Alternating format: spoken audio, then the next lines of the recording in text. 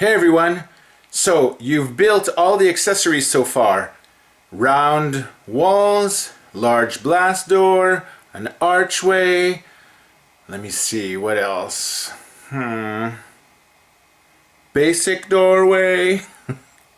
Well, now you're putting it all together and you're going to be building the actual basic Death Star hallway.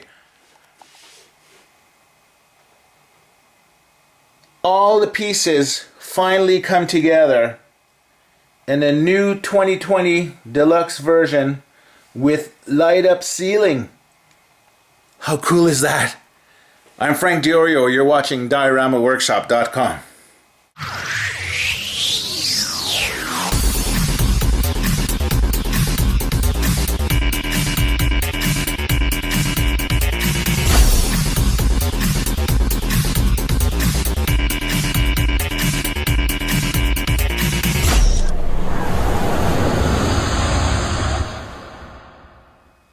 Here's what you need in order to build your basic Death Star hallway. You'll need the hallway blueprints, basic hallway decals, some white foam core, black foam core, some LED strips, black glossy vinyl, tracing paper either in a roll or a tracing paper pad, X-Acto cutting knife with replacement blades, X-Acto Sharpie pen with the pointy blade refills, some glue stick, some smaller glue stick. I prefer this one, but if you can only get the big one, that's fine. Some scissors, your hot glue, pencil sharpener, pencil, black Sharpie, Scotch tape, and a ruler.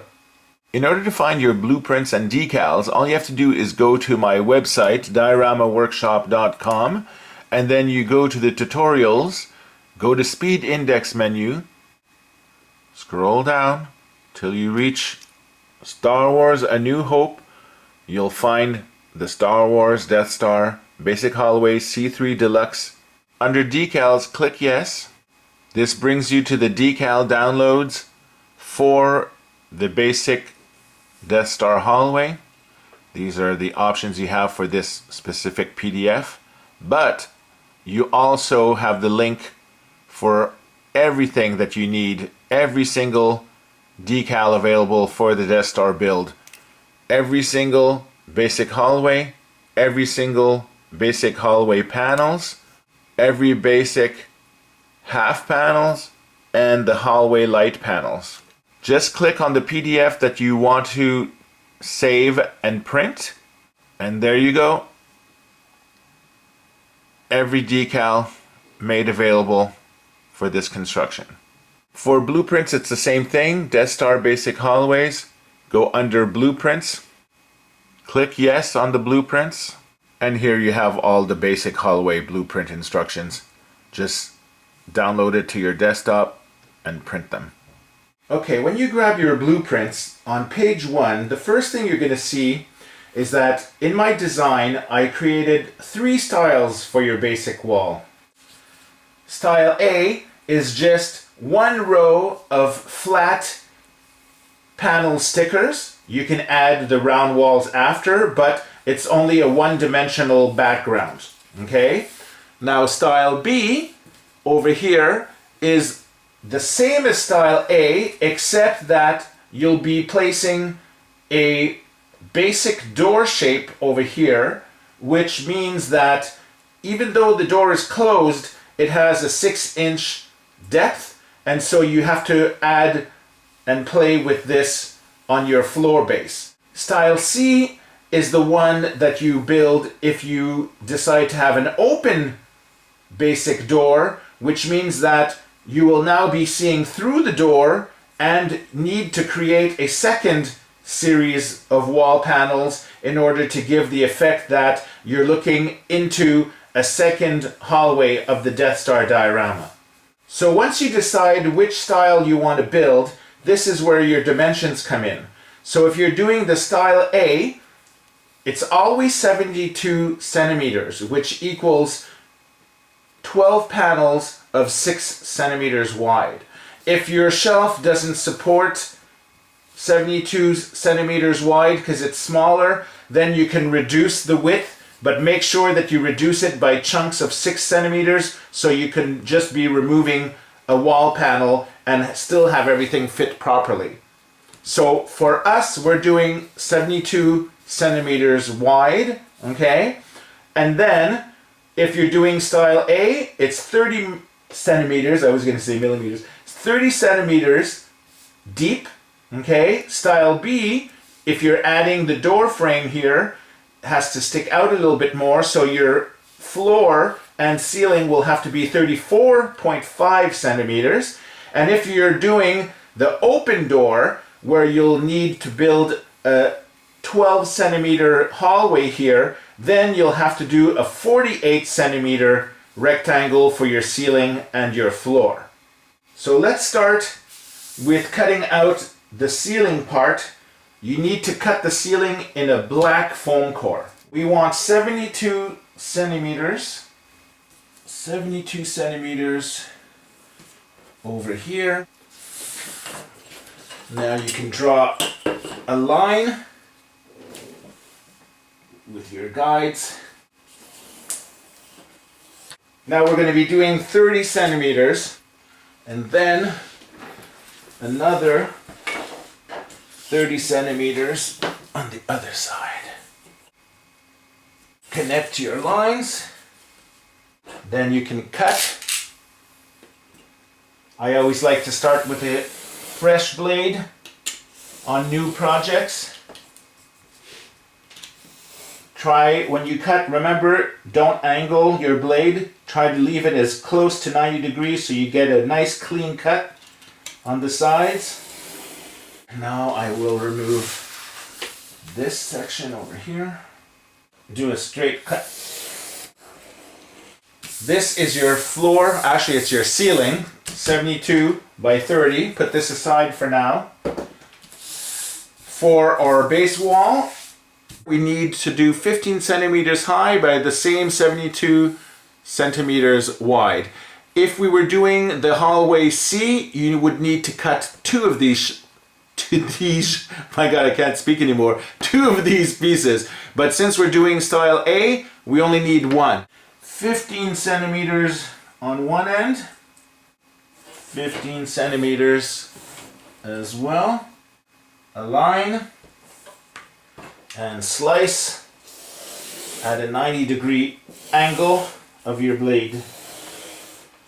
You can do two passes, make sure it cuts properly. This is done. So we have our back, which is where all of the decals will be going, and we have our ceiling piece over here. For light up ceiling here, you'll notice that it's built in 3 layers. You have the ceiling light grid, which is this black foam core here that will be cutting out the shapes here that you see, the white see-through shapes for the lights. We're going to have a ceiling frame and a ceiling upper roof. Now these two are done in white foam core because you want the white is more reflective, and since you're going to be putting the LED strips inside the ceiling here, you want the light bouncing off the white to light up the inner white panels here. You'll notice here that the ceiling light grid, again this black foam core piece here, this is cut. Now we need to cut on a white foam board 72 by 30, which will be the piece that goes on top, and we need to do our ceiling vertical frames and horizontal frame cuts over here. I need to measure 72 centimeters over here.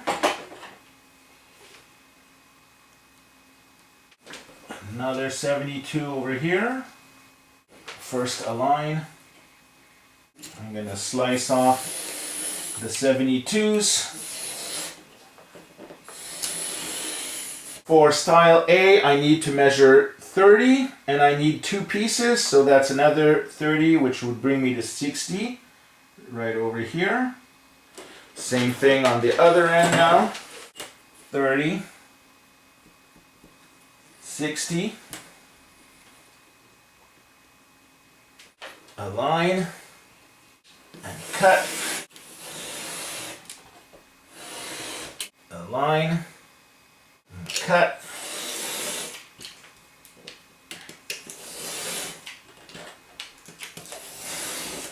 So I have my floor piece, my ceiling piece for the light grid, the back piece for the decal skins, and the white reflection ceiling top.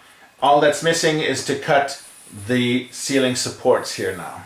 Since the two 30cm strips are going on the sides here, and each thickness is 0.5, combined is 1, which means that your 72 centimeters measurement here needs to be removed by 1 centimeter. 71 on this end, and then 71 on this end over here.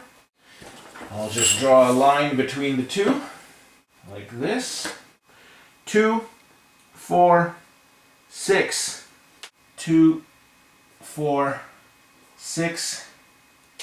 Align the first piece, press hard on your ruler, watch out for your fingers. I'm just starting at that 71 centimeter line there, and then I'll chop off the end after. Align.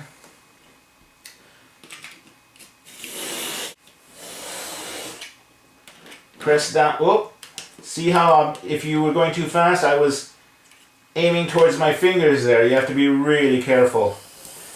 See, talking and cutting at the same time, Frank. Not very smart.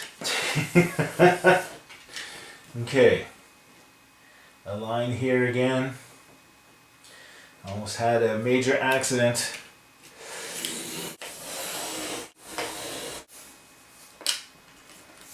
Okay. 1, 2, 3. Good. Put this aside.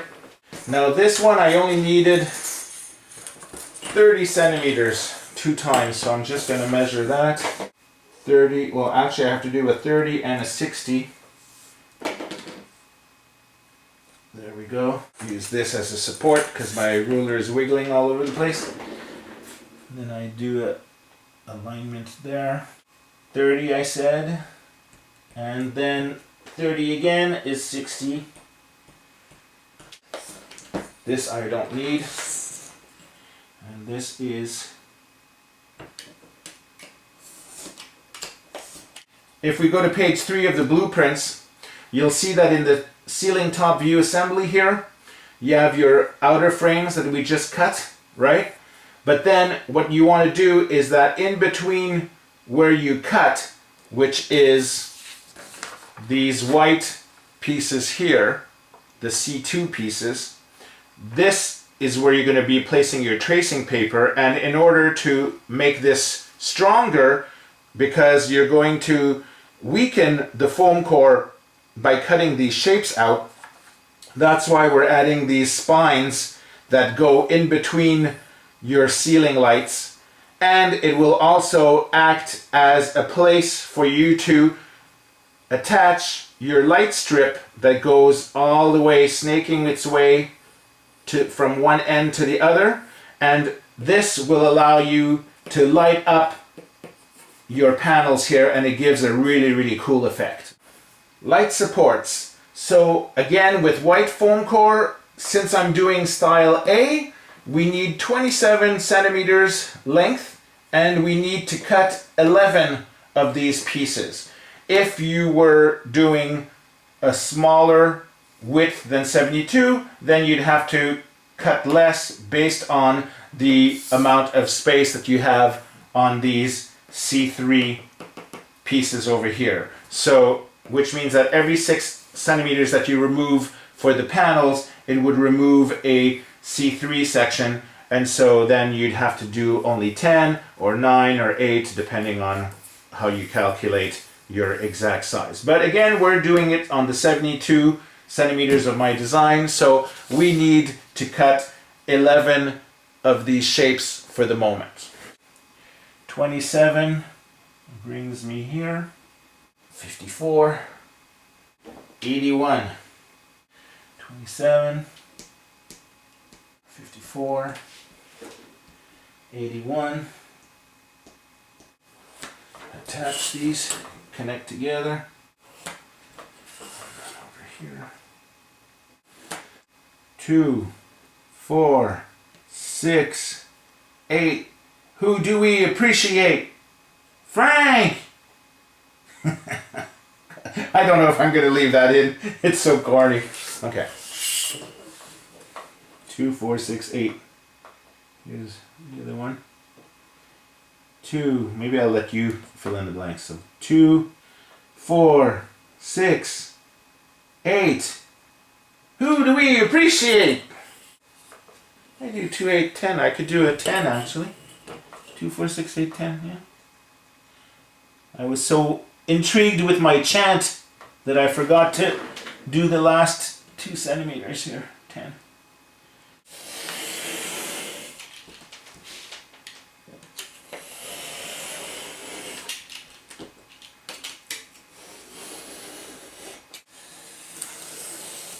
Sometimes white foam core is thicker than black, or not thicker but harder consistency, so it takes a bit more cuts.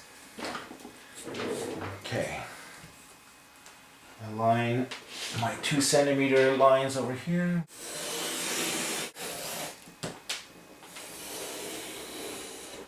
Align. Now you want to try to be as precise as you can for these, because since you're having a roof put on top, if one piece is a little thicker than 2 centimeters, at 2 centimeters, 0.1, 0.2, it will affect the other ones and it'll make your roof wobbly. So you try to really make sure that your cuts are as precise as you can just for this ceiling. Cut this carefully. Okay, this I'll freehand them because I just need to slice off the little pieces here. 1. And the height is really what's important here. The width, because the lights wrap around, it doesn't really matter if it's not 100% precise, but when you do a lot of cuts, in order to do just a 2 centimeter cut like this, it's pretty easy to make a straight line. As long as the trick is you don't want to cut, you've seen this in many of my videos already, you don't want to cut like this with the blade pointy high like this. You want to cut it low to the ground so that you have more surface here to slice into the foam core. So if I align it already, see, I'm not aligning it sideways like this, angled with the pencil mark, and I'm not aligning the blade like this. I'm trying to keep the blade straight. Use the flatness of the X-Acto knife blade, that is, to already align my guide, and then you just slice it all the way down, and then you get a nice clean cut that follows your line there. 5. That was not a fart, by the way, that was the foam core.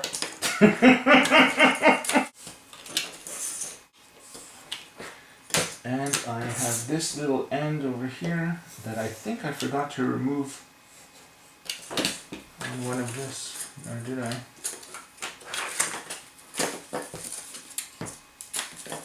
Oh, they're all the same. Oh, wait, no, this one. Is that the one I was missing?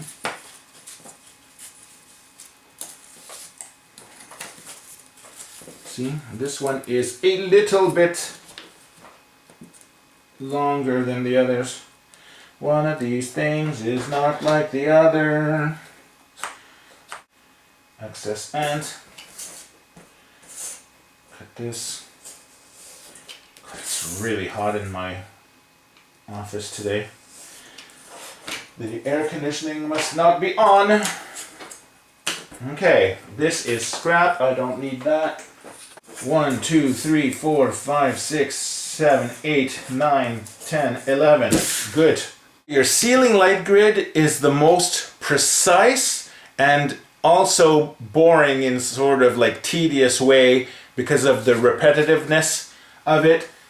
for this construction. Now, the important thing is to try and take your time to make your measurements exact, and when you're going to be cutting, to cut it precise as you can, because we're going to be making now these little ceiling white strips, which are actually the foam core that is removed where the light will shine through.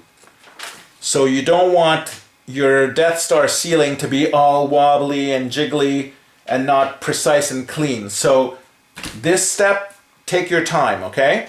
When you look at the blueprint, the first thing you notice is that the ends are identified as C1 for ceiling 1, okay? Then it goes C2 for the whites and C3 for the darks. So your C1 on the ends, okay, these are 1.75 centimeters wide as opposed to the regular 3.5 centimeters of your C3 strips, because if you're going to be placing two of these basic hallways side by side, when this piece will be placed adjoining over here, then the combination of your second diorama here matching with this will create the thickness of this strip, so that it will look like it's the same strip that continues all the way on the other side. Does that make sense? So we want to start with 1.75 centimeters on each end. So this is your 1.75 over here, 1.75 over here, 1.75 like that. Put a mark over here, 1.75. Okay, with your pencil. From this line now, the line that you made with the 175, you want to go and do 2.5. So 2.5 over here. From here, you want to add 3.5. So 1, 2, 3, and 5 brings you to 6. Okay? Now remember, this is where you have to be really precise in order to have the nice straight lines. When you're going to do a curved hallway, it's not as important because you're going to get the curve effect. It'll hide some defects, but this, because it's a plain horizontal, you want to make sure that it's as perfect as you can. So 2.5, 3.5, and then you repeat. So 1, 2, 2.5, 3.5 again. So 1, 2, 3, 3.5, 12. 1, 2, 2.5. 1, 2, 3.5. 1, 2, 2.5. 1, 2, 3.5, and it should give us a 2.5, 1, 2, 2.5. Okay, good. Now we want to go and do the same on the other side over here. We start with 2.5. So 2.5 is here. Then 3. 1, 2, 3.5. 1, 2, 2.5. 1, 2, 3.5. And the last 1, 2.5 is good. Okay. Now we have to match up all of these lines that we just drew. Okay? Draw them out. We drew all our lines. Now we just need to draw our guides for the edge over here. So what we want to do is we need 1.5 centimeters on each end here. 1.5 centimeters is here, and then 1.5 centimeters is here. Flip this around. 1.5 brings me to there. Align the two and trace. Same thing. Flip this to make it easier. And trace along here. So this is your ceiling light grid demarcations. Now we have to cut out all of the C2 pieces, which are the pieces that were 2.5 centimeters by the length over here, which is 27 centimeters. Okay, one thing you have to know about this step is that when you start cutting out your pieces, it's going to weaken the strength of your foam core. Even though you have 3.5 centimeter strips here that will connect to each of the 1.5 ends, it'll make it flimsy. So you have to be careful once you manipulate it after all the pieces are popped out. Okay, we're going to start cutting out each of the pieces here, and then we'll deal with the ends after. So I want to make sure that I'm cutting out the C2 pieces. If you want to make sure that you're not cutting the wrong one, you can always identify them first. So C1 would be this one. The first C2 is here, over there. This is C3, right? And then this would be a C2, C3, C2, C3, C2, C3, C2, C2, and the last C2 over there. Like we've done in previous videos, you're going to enter using this piece over here, and then you're going to be piercing flat like this instead of like that. So you're going to be piercing, then you're going to lower, and then you're going to cut. Okay? And we're just going to stop shy of this corner over here, so that when we flip this around, we'll be able to poke down our technique on this and make a clean cut on the end. If you want to make sure that you're going to make a best cleaning, or clean cut I should say, then you could use your pointy X-Acto blade just to trim the side edges there. Okay? So now we're just going to start with here. I'm going to snap my blade because I used it to cut all the other pieces. I don't think I need to replace the whole thing. So to snap your blade, you just place it on your surface. You'll see these guides here that you have in order to snap off. Can you see? You can see here where the foam core actually made the blade dull a little bit. So we're going to place our hand over so it doesn't pop into our face, and then you just going to press up like this with the lines on the bottom. So there you go, and it just snaps off like this. Now what you want to do is you want to protect other people from cutting themselves. I create this little used blade box using 2 paper plates and masking tape all around. I leave a little hole at the top so that the blade could slide in over here. Now I have a new very clean sharp point here that I could use in order to poke my starting positions. So let us go. Align the ruler. You want to be straight. You don't want to align your knife like this. Extend it, not all the way, but just enough, maybe 3-4 little rows here. So I'm going to press down, then I'm going to lower, and then go all the way. I'm going to stop before I reach the end of the line here. So again, this black is actually easier to cut than the white, so I don't need to do 2-3 passes like I did before. So I'm just going to start doing these cuts, and I'll do a little fast forward in the video in order to not bore you to death until all the cuts are done.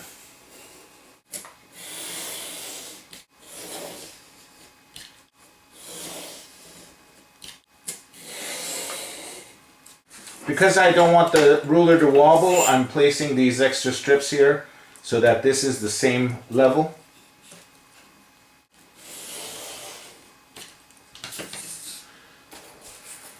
Okay, now you can see the cuts have started to go across to the other side. I'm going to flip this and now cut the pieces over here at the other end. So I'm just going to press down like this until it connects I don't really need a ruler because I stopped close enough to the edges.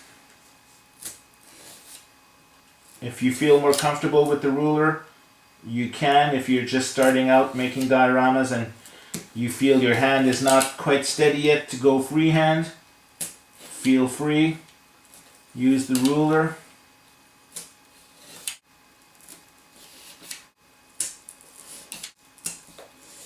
Now that all these lines are cut this way, we have to chop off the ends of all of the C2 pieces. This is where you have to be careful because you want a clean edge to make a nice, perfect strips for your ceiling, and at the same time it's when your frame is going to start becoming very fragile. So it's a combination of being precise and slow. I'm going to do the same thing as I did before. I'm going to start where I know the corner is, poke it straight in, and then go cut the end and stop just before I get to the line. Then I'll flip it and do freehand to just clean off the precise little trimmings using this little X-Acto blade here after. So make sure that you select one of your C2s. You don't want to cut along your C3 strip. That would be very bad. So let's start here. This is a C2. Poke down. Just go slowly across and go to the next C2. Slowly, carefully. C2 over here. Find my first C2 is this one, so I'm going to insert there, cut carefully. Remember, you can always come back for those corners with your little pointy X-Acto pen after. Flip this, and I'm just going to match up using this. Just to start it. Just go slowly, carefully. Okay, now grab your ruler. It's time for the other side. Cut along that. C2 here.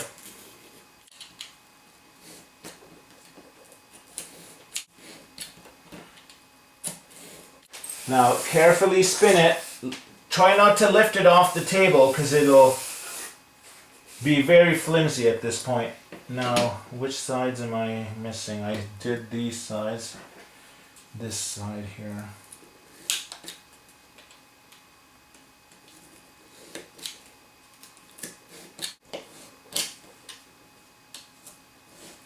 Okay, I'm done with the big pen.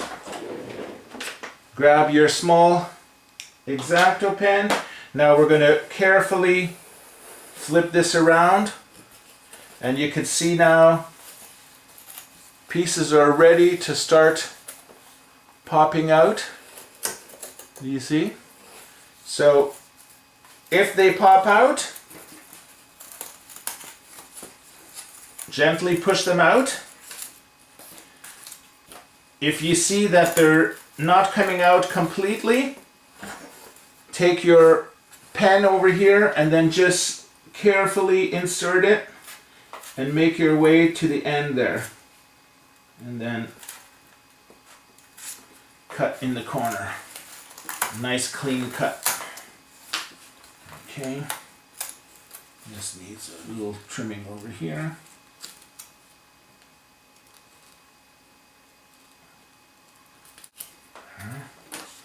This one. Piece. That.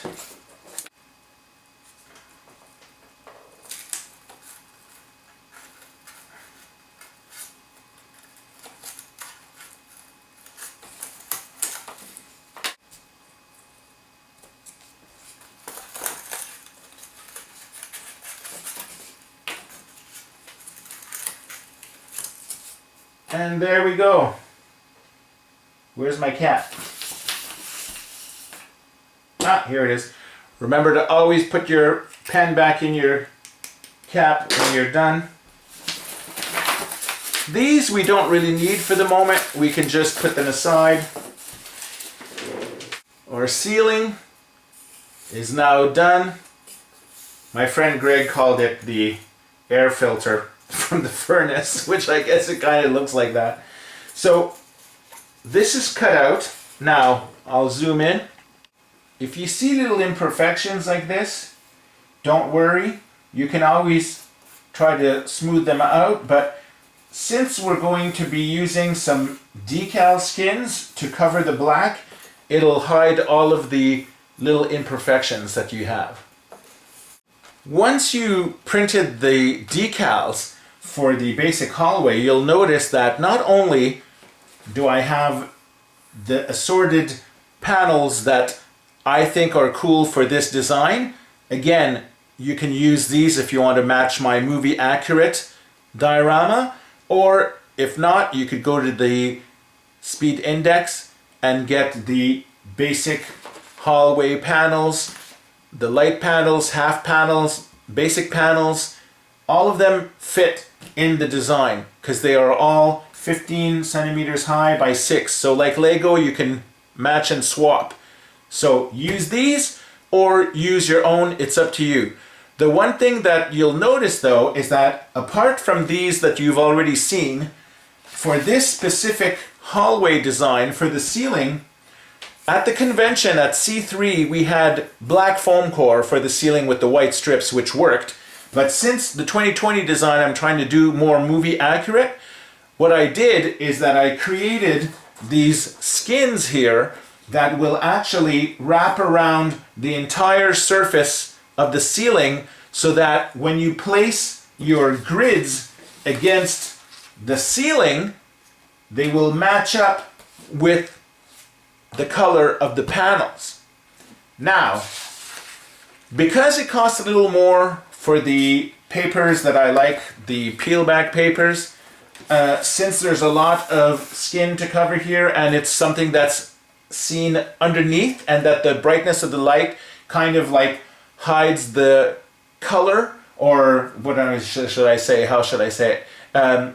It makes it like not shine as much from the front because it's underneath.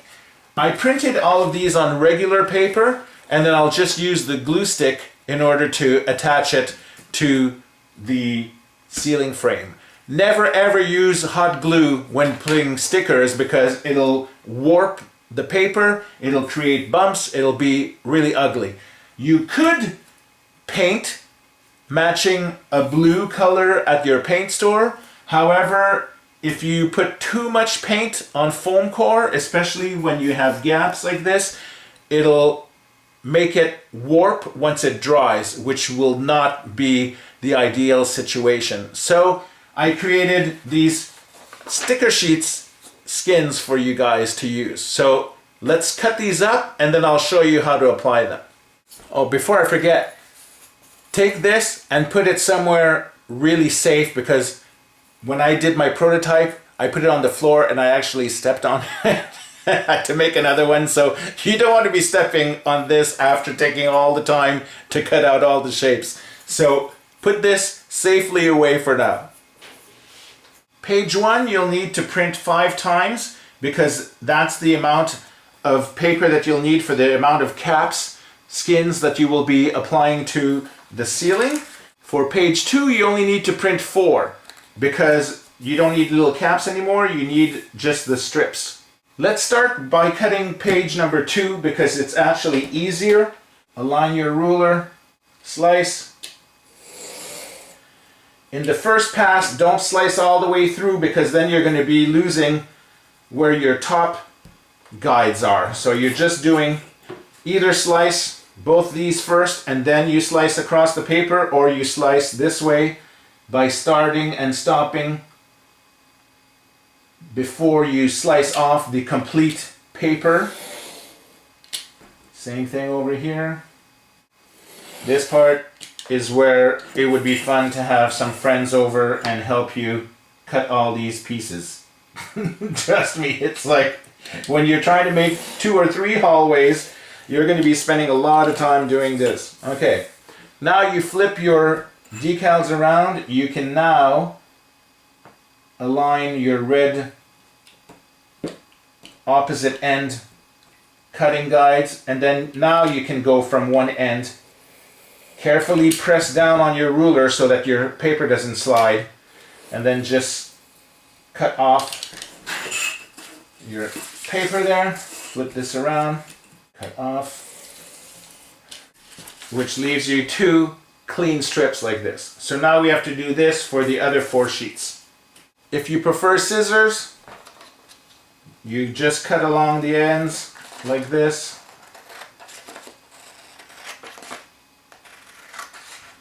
Go all the way around.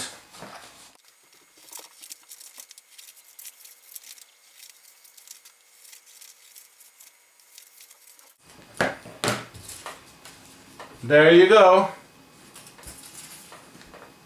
X-Acto, scissors, it's pretty much the same thing. Since these edges are going to be folded over underneath, it doesn't really matter if it's really precise. If it's a little wobbly from the scissors, you're not going to see it. It's going to be hidden from the inside where the lights are. So keep cutting the other sheets.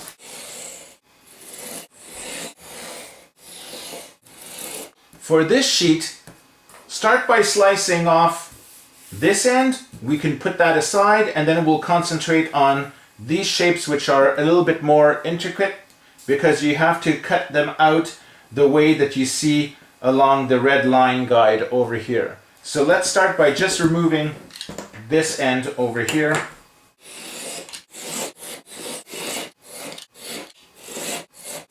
Okay, for these end pieces, what we're going to do is we're just going to use the rulers to slice each end off. It'll be easier like this. And then you'll be grabbing your scissors and trimming the corners here, which would mean that you can easily trim to here, and then you'll be cutting into the little shape and stopping at the fold. So let us trim all of these separate, and then I'll show you exactly how this little piece works. When you cut, you want to cut just inside the blue there. You want to leave a little bit of blue. You don't want to have any white sticking out on the sides. Okay? Here's not as much important because you'll be folding this backwards. I'm exaggerating, but when you overlap, you don't want a white line created like this. You want a clean line that goes from one color to the other piece color.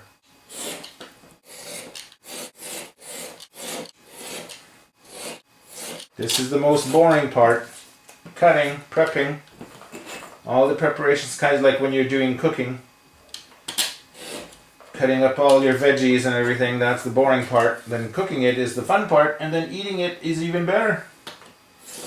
And here, cutting is boring, then gluing is fun, and then when you place your figures on the final scene, that's where it really comes to life. Last piece. Okay, we're done with that. So do you see here how your cut goes past this line here and stops at this fold line? Here's your folding line. So when you cut this, you're going to cut with your scissor all the way across into this color and stop at the fold line. Okay, so let's do one piece just to show you. So you trim off the ends like this, very easy. Now when you get to here, I'm placing my scissor right aligned with the line here, a little bit on the blue. I don't want to cut here. I want to cut along the blue. And then you just cut until you reach the fold line. Then when you cut this way, you cut only to the white. Same thing here. Cut along here, the blue. Here you cut going into the fold. Cut along here. This is what your piece looks like.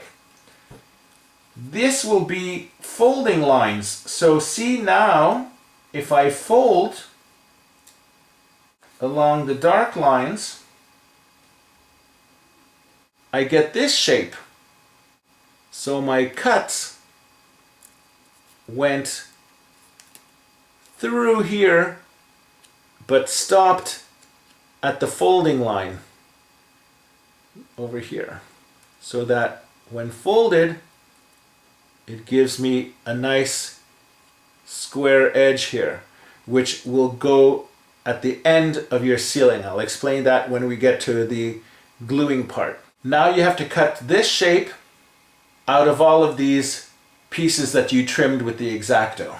Again, when cutting, you don't want to cut like this. Here, I'll exaggerate there. You don't want to cut like this and have a white edge around your piece. You want to make sure you're slicing slightly into the blue part. Okay? You want it clean like the blue, not with white edges.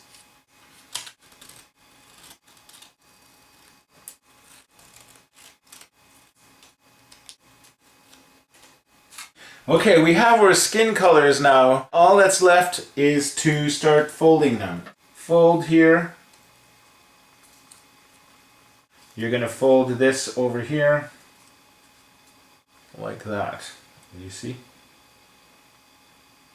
Fold, fold, fold over here in the front. One last over here. See, it wraps around your foam core beam. This will wrap around, so it'll create a nice end cap, okay, for your front. Now, you need to just fold, just lightly pinch along the way. This is just so that it's temporarily in the right position for when you're going to glue it. So just pinch, pinch, pinch all the way across.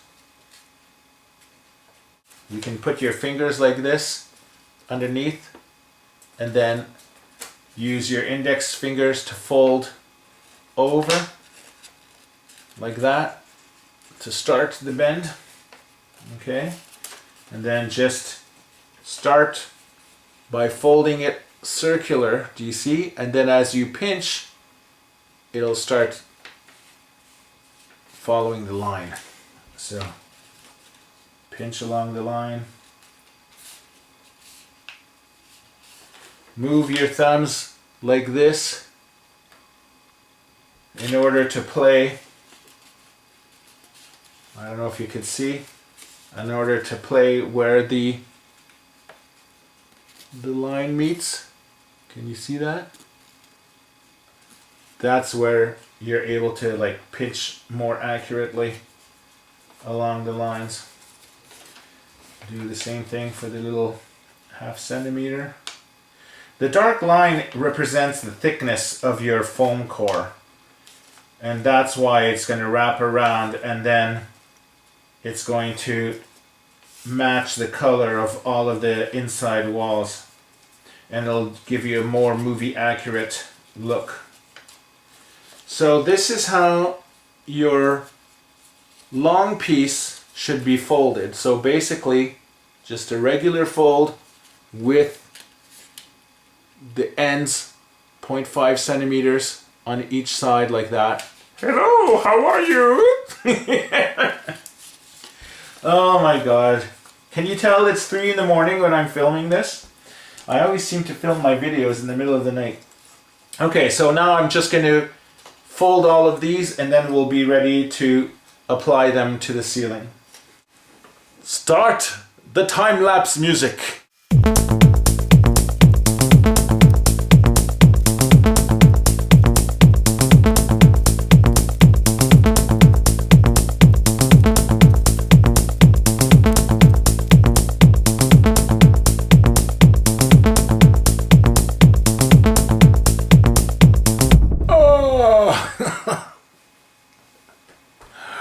Oh boy, that took forever. I even had to shorten the time lapse because it was going to bore you to death. Watching like 20 minutes of folding, even in 5 minutes, would be too long. So anyhow, all the pieces are folded. We are now ready to glue them onto our ceiling. So I'm going to show you a dry run of how these decal skins work. So your long piece will wrap around like this and lean against the edge here.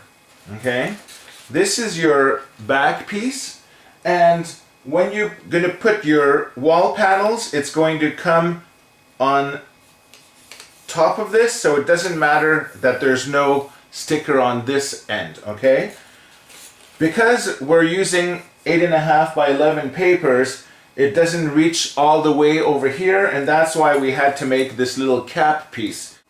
The end cap fits right over your long piece, and where you cut the slit, that aligns with your 1.5 edge over here.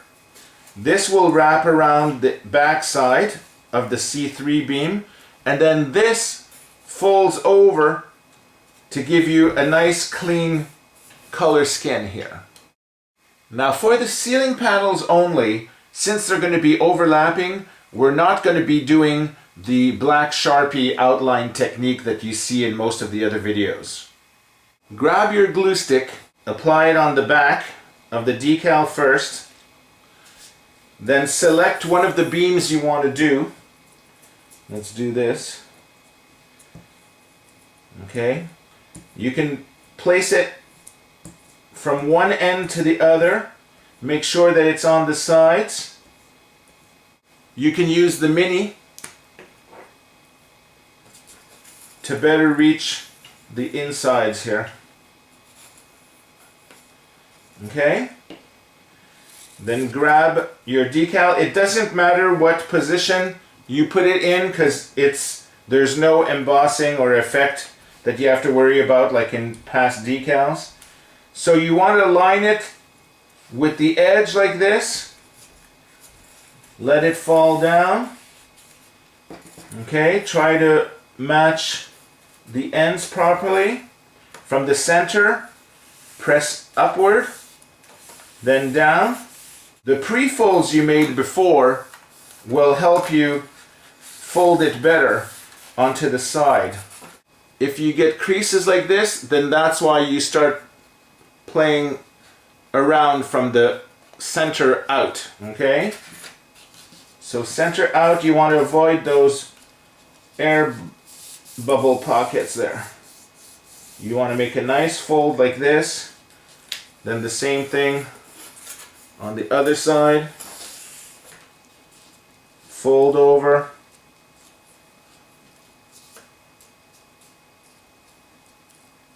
Okay, make it more accurate fold than your loose memory fold that you did. Okay, I now have a clean pressed skin on this side. Now I can flip it around. Let's do it like this.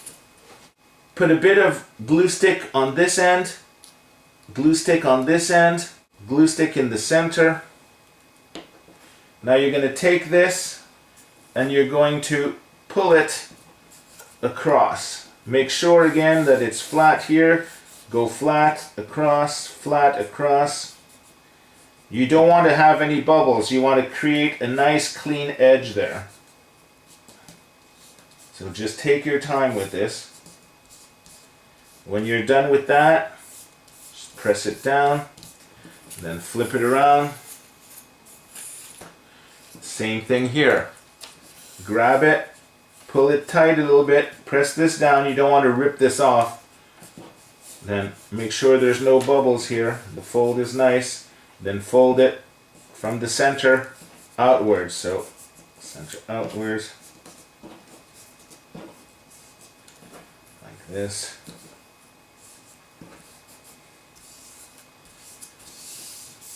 Okay, so this is the side that you will not see. So now you can grab your Scotch tape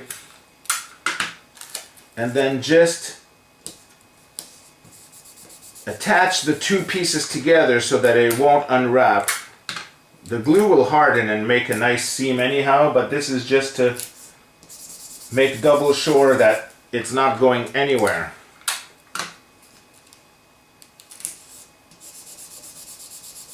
We now have a really nice flat skin that's not black but the actual color of the panels. And you see that the sides here, the folds, are nice and clean, which is what you want, okay? Now we repeat this on all of your strips. Start the time-lapse music.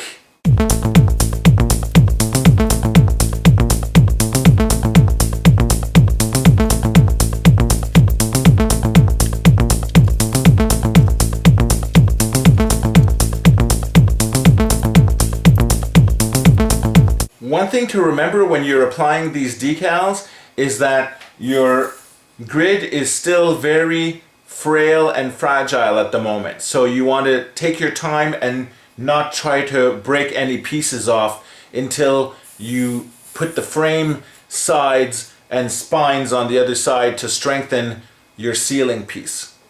A good trick when you're folding over to get the perfect tight fold, I'm pressing with my fingertip against the edge here, and I'm using my nail to press against the table surface and then contact with the corner of the C3 piece. So it's going across like this, which makes me create this nice clean tight bend here.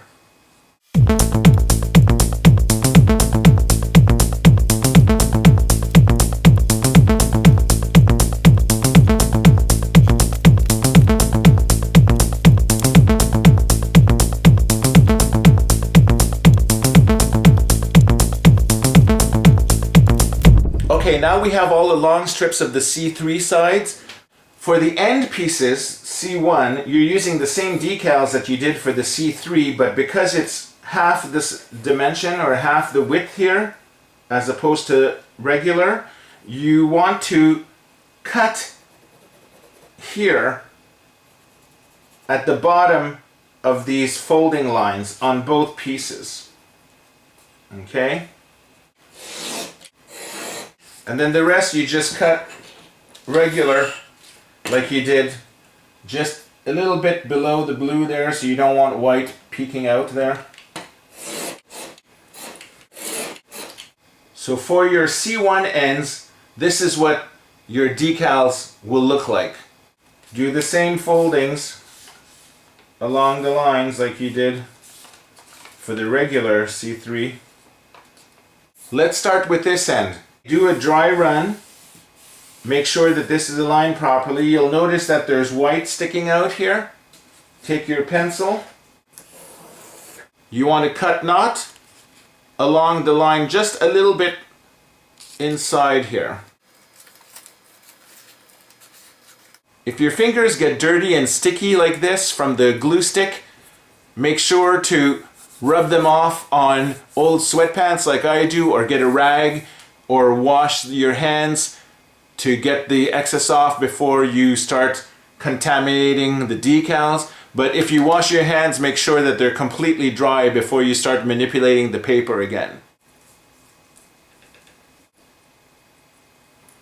You want to put the glue on the thin side of your fold, okay? Over here, not on the long side yet. So glue along here, along the fold line.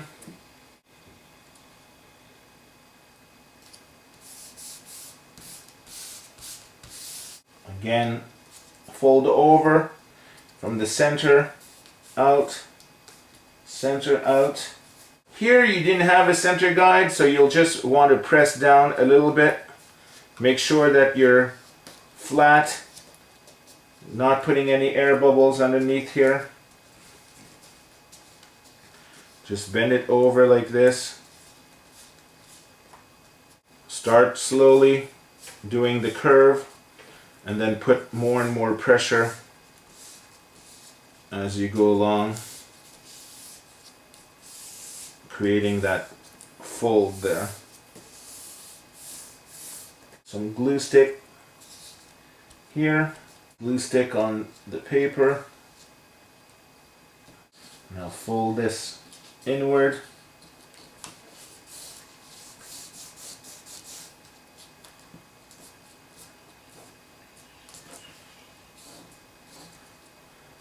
This one, we have to create a fold because we didn't have one originally. So you're going to press against this edge over here and you're going to pull and create your fold like this. You want to create a memory. So pass your finger here, fold carefully. Do this while it's on the table. I'm lifting it up so that you can see to the camera, but doing so is making this very fragile. And see, I'm starting to already have a bend over here, which is not good, but that's why once the frames are in, this will be less fragile. So bend this over. All the way. Glue stick on the paper. Glue stick here.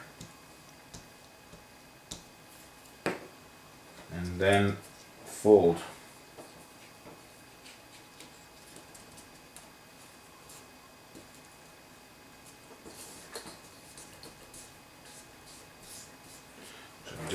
It's easier this way.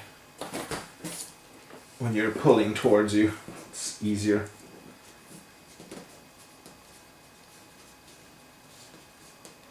Can do a bit more glue stick as protection to really attach that seam together. I won't put Scotch tape here because the Scotch tape is thicker than the width, and so I don't want to risk having the Scotch tape peek through onto the side that is the good side. So now we go with our other piece that we had. Same thing. Actually, I have to flip it like this. Dry run. This smaller piece here goes under with the long piece on top. So I'm just aligning it with the fold and then just trace along. You're going to trim just past the inside here. A little bit of glue stick. Inside.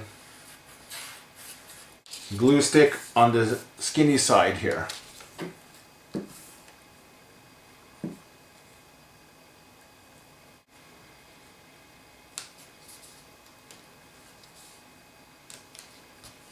Center out.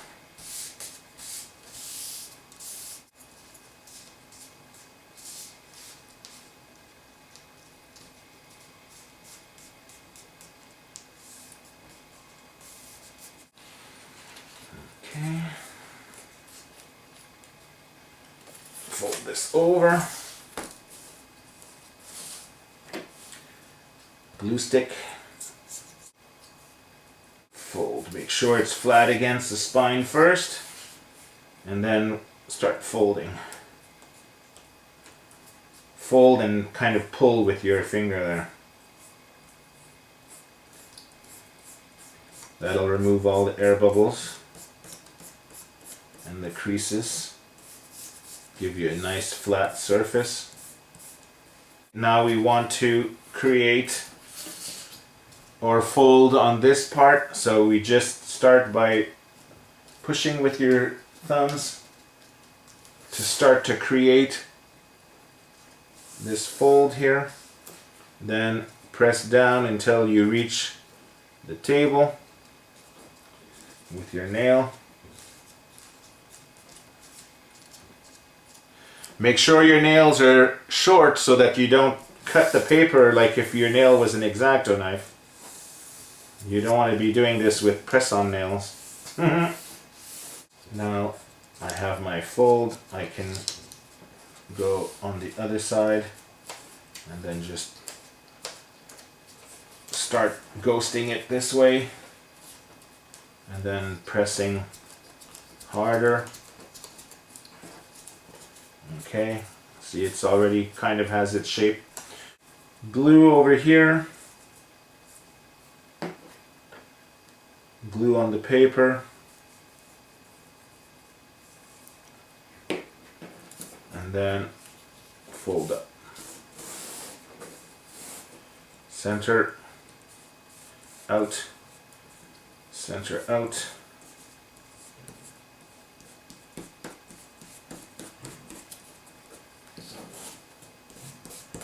And then seal with your hot glue. Not hot glue, with the glue stick. Never use hot glue. Okay, we are done with the long strips now. For the end caps, it's very simple. We're just going to be aligning these ends here with the foam core over here. So basically placing it and pulling it until you can't go further. You're going to align it like you did over here, your folds, and then make sure that this is nice and flat, and then you're going to be folding over on this end like that. So very simple. Glue like this, little bit, don't go too much into the glue, just a little bit overlap. Grab a scrap paper so that when you put the glue on your shape, it's not going all over your table.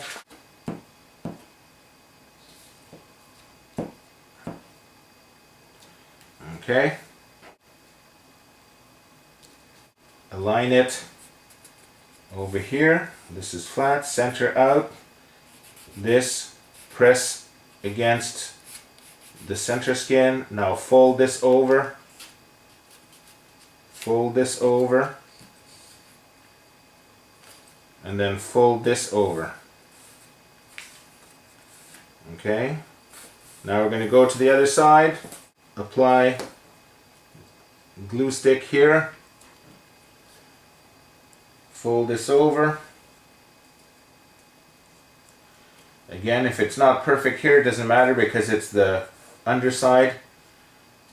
Glue stick here. Fold this over. And then a glue stick.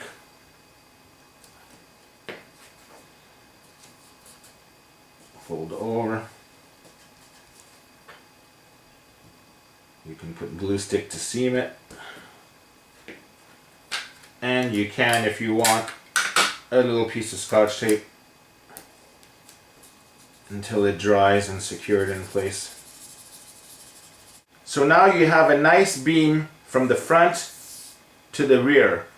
Here it doesn't matter that there's no skin because your panel is going to be on the inside and you're not going to see any of that anyhow. So we now have to repeat this end cap for all of the other C3 spaces. If you're using the same piece of paper to apply the glue, spin it around, make sure that it's not sticky anymore and the glue has dried over here before you start putting your decals on top of it, because then you don't want any glue on this for sure.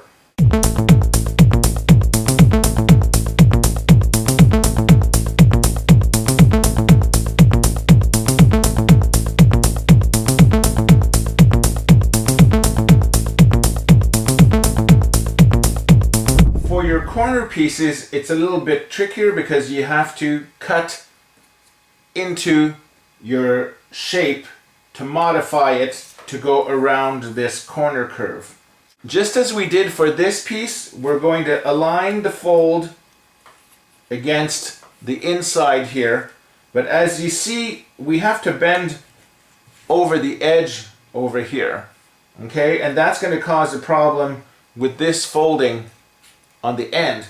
So what we're going to have to do is do a slit cut over here in order to allow this to bend around properly and allow this piece to bend in the opposite direction. So once you find your placement here like this, hold it secure, okay, and then you just pass your thumb like this. Do you see that? You're creating a ghost fold, okay? Then you can come pinch these two pieces together, and then it'll give you the continuation line of your fold there. So if I then repinch this now that it's removed, I get this, okay? First thing, I want to remove a straight line going across based on where this dark fold is, okay? So I go like this, remove that. That's the first cut, okay? Second cut is here we have our fold that we did. We want to do a slit cut which will stop at the top of the dark line there. So slit cut here like that, and then we want to remove the top of this dark zone like this, so that the shape that we get is that. We will now be able to place this, have this fold under, this piece fold as we did normally on this side, and now this piece will be able to fold around the corner here, and then we'll get a nice corner edge like that. I'm going to use the half smaller stick since we're doing smaller piece. Make sure to get all the edges wet with the glue. Place it a line in the corner. Fold this over here. Fold this in the center there, and then fold this around the edge. Start with this end piece. Just flip it like this. Glue. I'll flip this corner.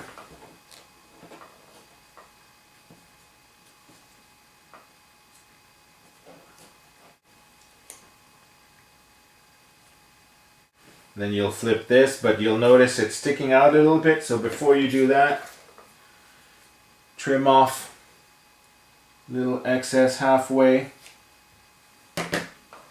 about like that, so that when you put some glue here, when you apply this, it stays relatively in the center of your piece. And no scotch tape because it's on the side, so I'll just let the glue do its magic.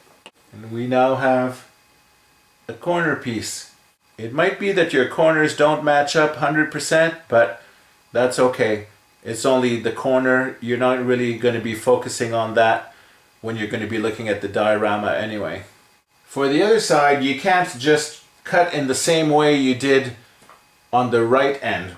You place this first, dry run, just like you were doing for this side, okay, except this time we're aligning this piece, this end over here. Make sure to fold this properly, okay, so that you have the positioning correct for the decal. Then put some pressure to hold that in place, and then just start pushing down like this to start your crease over here.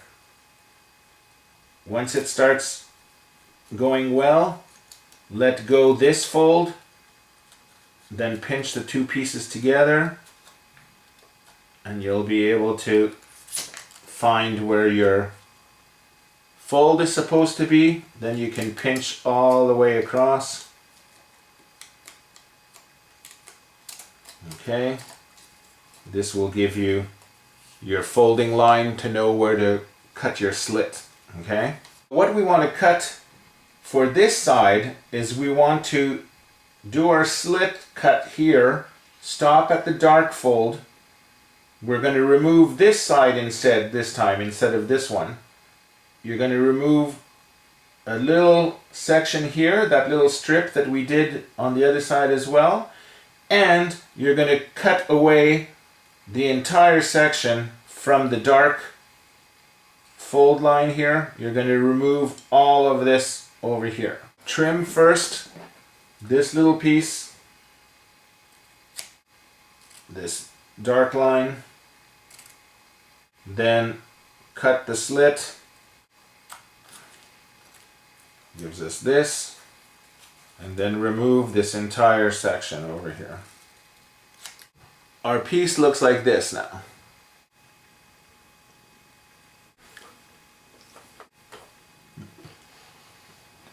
Some glue on the corner and on the back of the decal. A line over here. Fold this. This goes here. And fold this over. A little glue stick. Fold this first.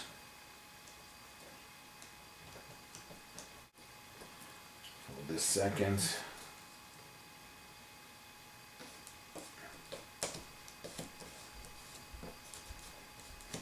And last but not least, corner fold.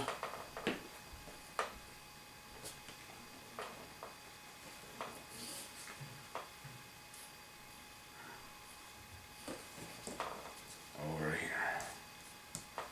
Seal it. All of the C3 strips are done, including the end caps. But now you'll notice that there's these black gaps that look a little weird, but that's where this comes in. This is your page 3 of your skins, and we need to cut all of these out, fold them, and these will be going overlapping on the edges on both sides. When you look at your page 3 sheet, you'll see that you have the red cutting guides that we regularly find in the decals. This is just to show you that we're cutting around all of the shapes around the white area. These dark zones, like we did for the C3 strips, these are folding lines only. You don't want to cut along these, so only along the edges. You can use scissors or an X-Acto.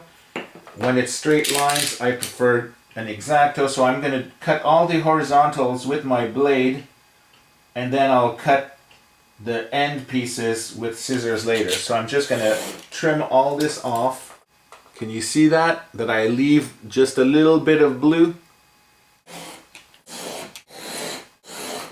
Cut along this top now. Since these are very short cuts, it's easier to go with the scissors. Again, slightly into the blue.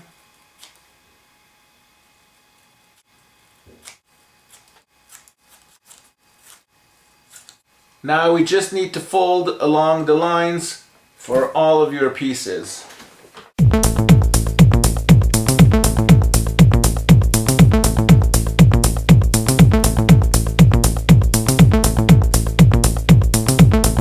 Okay, I finally have all my folds done. Now we can start gluing it and finishing off our light sealing grid.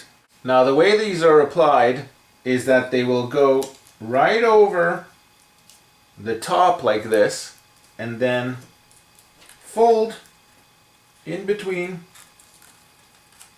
on each side, and then that will blend in together and it will hide your dark patches. So a little glue stick on the dark, glue stick on the entire surface over here. Align it with your fold marks. Press down here, fold inside, fold outside, glue stick here, fold this here first, get a glue stick on top, and then fold this around. And then seal it with a bit of glue stick on top. We now have perfect blue color Death Star all the way around. See how easy that was? Now all you have to do is repeat the same technique for all the rest of the black spaces.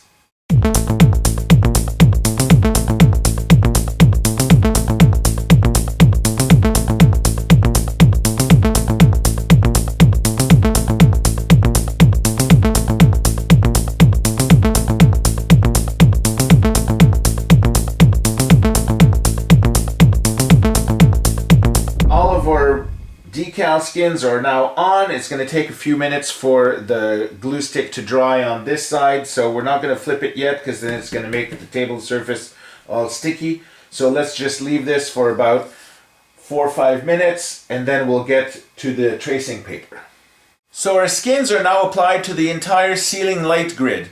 Now what we have to do is put something behind so that you don't see just holes in your diorama. And that's where your tracing paper comes in. You could either buy a roll and unravel it in one long piece, or you could go with a tracing paper pad like I have because I got it at the dollar store for only $2. And the sheets are actually a little longer than the dimension that we need, so I'm just going to trim off a little bit. But what's interesting is that they cover 1, 2, 3, 4, and then 5 of your C3 strips, which means that if you put that here, you could cover this. This will make 2, and then with 3 sheets, we'll have enough to cover the entire ceiling. The cool thing about the tracing paper is that it's thin enough to allow the LED strips to light through and brighten up your diorama just like the movie sets. Okay, the paper is just a little bit longer than the width of our ceiling here, so I'm going to just pull it a little bit so that it exposes 1/4 of the width here. Put a little mark at about the same distance, 1/4, 1.5 centimeters. So 1.5 centimeters on both ends. And then I said that I would need 3 sheets, so I'm going to take the other 3 sheets from here as well.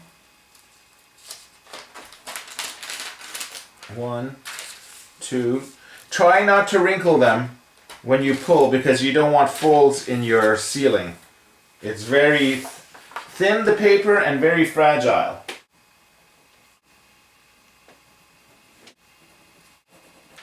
Okay, now I can trim those. So I will cut that.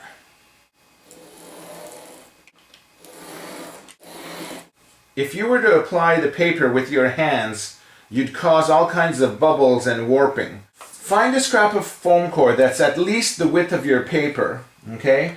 I'll cut this off just to make it easier to manipulate, so I'll just do this here. Okay, so that is great. This is what we'll use to apply flat on our surface. Start with a dry run. Make sure that your paper fits properly. Apply glue stick all the way around the frame. The centers, the side, everything that's exposed on this side. On the frames here, on the frame there. Okay, grab your paper carefully. Don't let go this hand at the top. Place your paper along the edge like this, okay? Just let it fall. Try to make sure that it's flat and even here. Once you do that, grab your template or your strip that you used. You're going to press down and move this forward and allow the paper to fall down slowly as you move forward. So I'm just putting pressure, moving forward and letting the paper fall down under it. Kind of like a printer or a scanner. And then you do that until you get to the end. Now, I don't know if you could see on camera where the glue stick was, because the tracing paper is so thin, the glue absorbs through the paper. That's why you need to use this in order to make a nice flat clean surface. If you used your hands, you'd create all kinds of bubbles. Now that you did use this, you can apply a little bit more pressure to make sure that the contact is complete from one end to the other. Try to press only on your C3 strips. God, this is a tongue twister in itself. Don't put pressure in your holes. You don't want your finger to poke through, okay? So you do this, and then on the frames on the other end. And if I flip this over, you'll see that, just like in the movie, you have your sealing strips and then the white lights in between, okay? Now it looks like normal paper when you just look at it to the camera like this, but once you put the lights, that's where the magic happens, okay? So let's apply the two other pieces.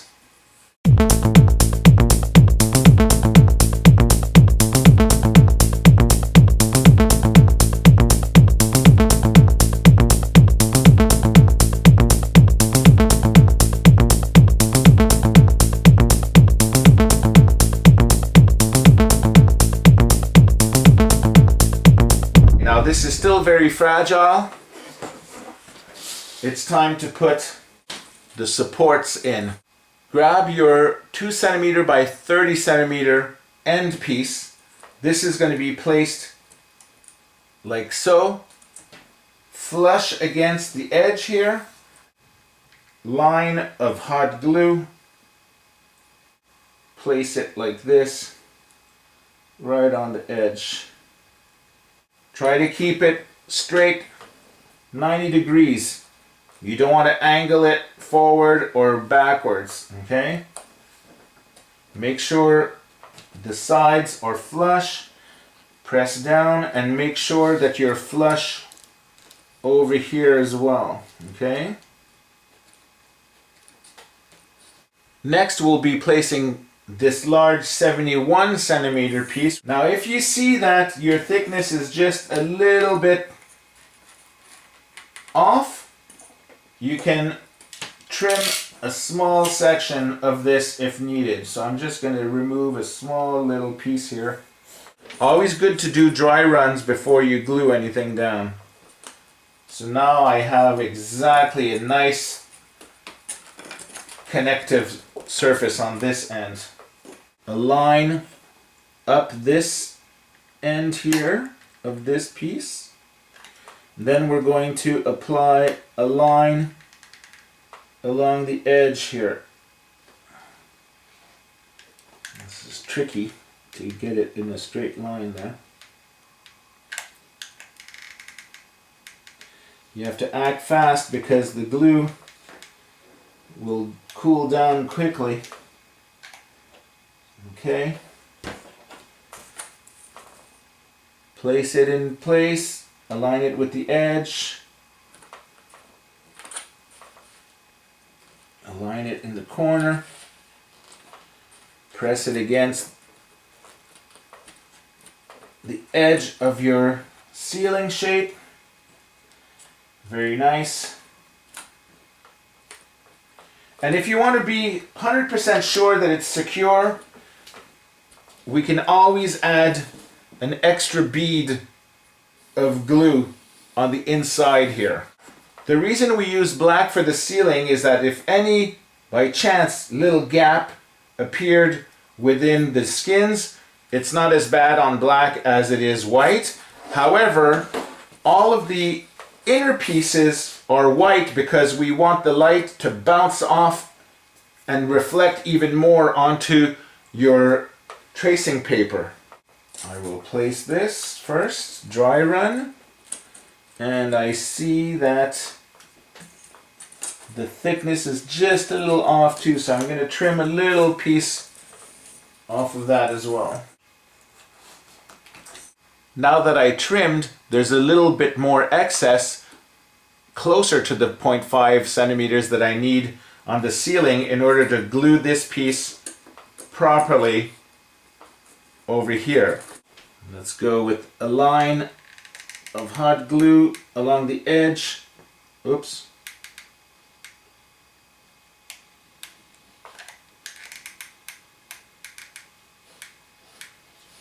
It's not easy.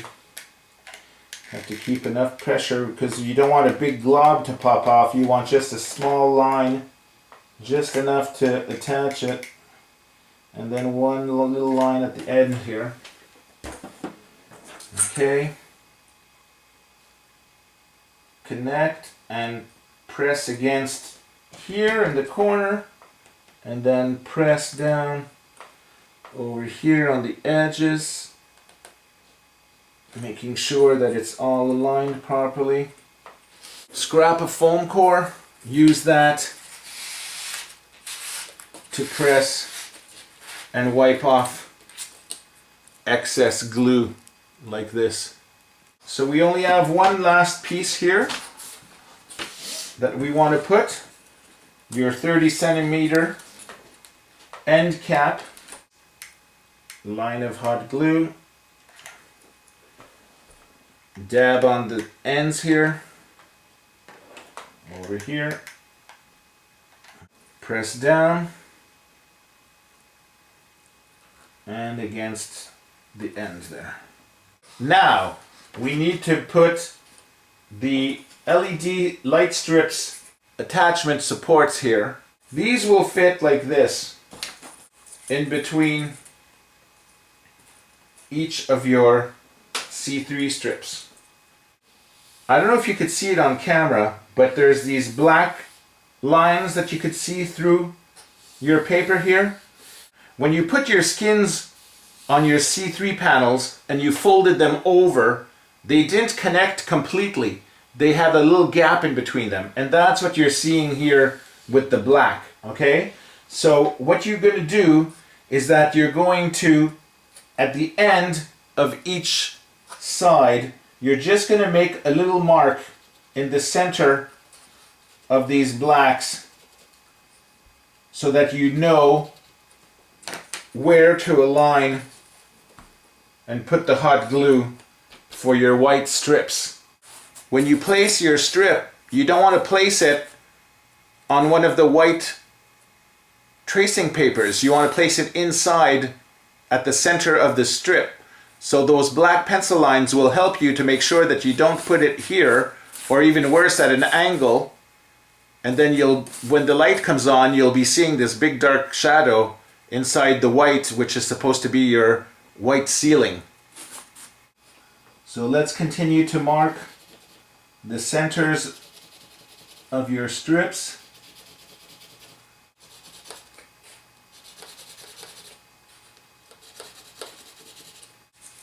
You should have your 11 strips. 1, 2, 3, 4, 5, 6, 7, 8, 9, 10, 11.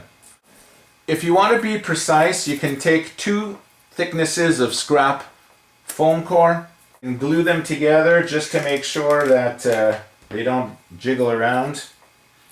I'm just gonna flatten this here. If you take this template that we just made, you can align it against the edge over here of your frame.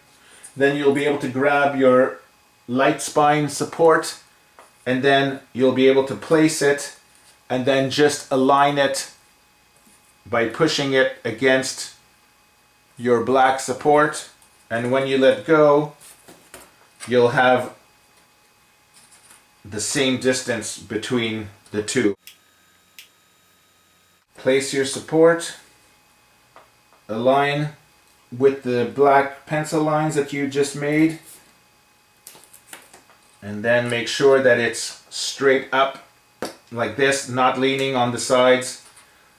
Then press this down. So now we want to repeat this for all of the other light spine supports.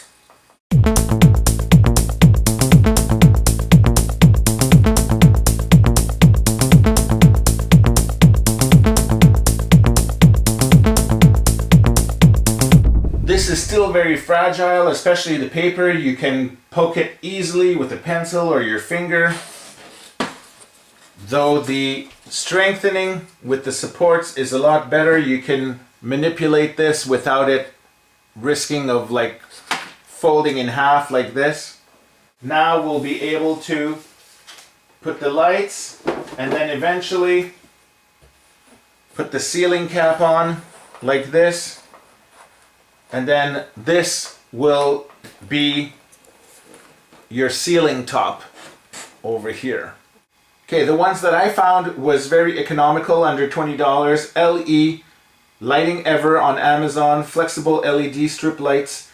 It's 5 meters, comes in a little spool like this. And these are on a self-adhesive strip, so we don't need to glue them, just peel. And they don't have a protective rubber bubble over it, meaning that it's easy to bend like this around our support strips. First thing you want to do is to find your front of your diorama, which is where you have the full length of skins here.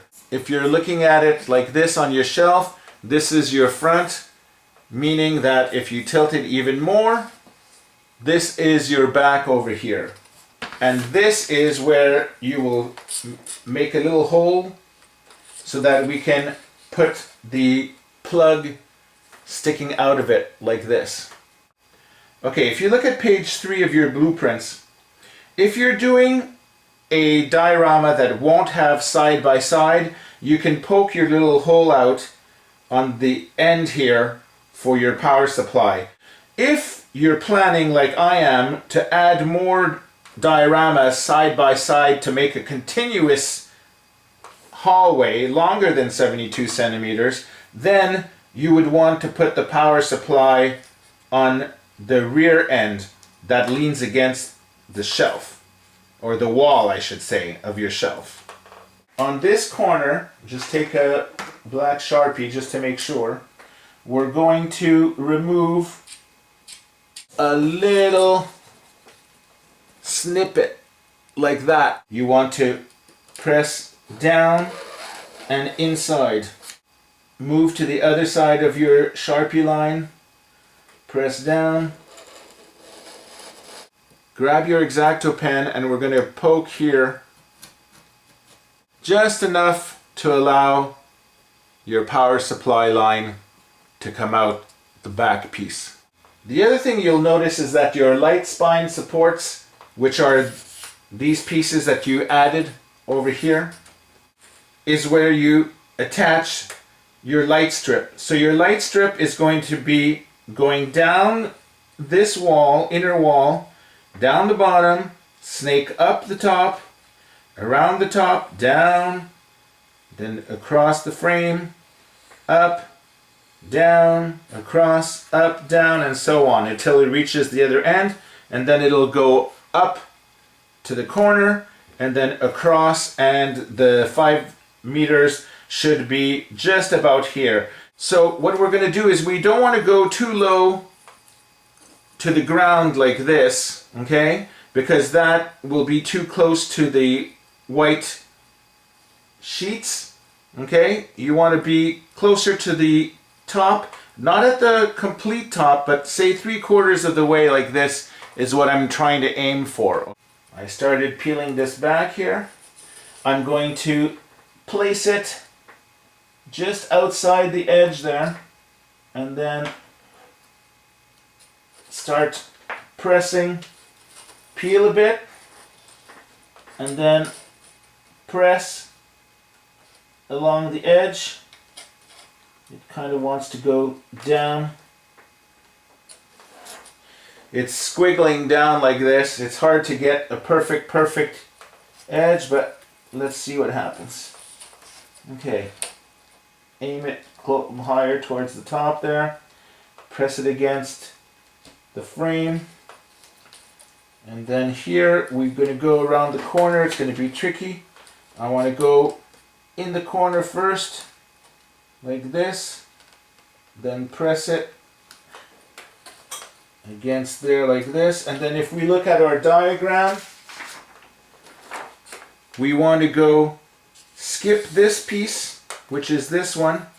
We want to go all the way across and start crawling our way up on this side. Maybe I should test the light first, to make sure that it works before we apply it. Okay, plug this here. Turn this on. Yeah, we got power. Peel this. Keep applying it over here.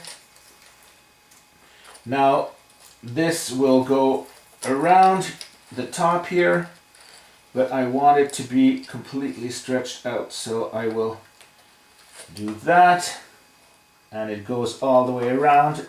So now I'm going across here like this. Okay, so I'm going to peel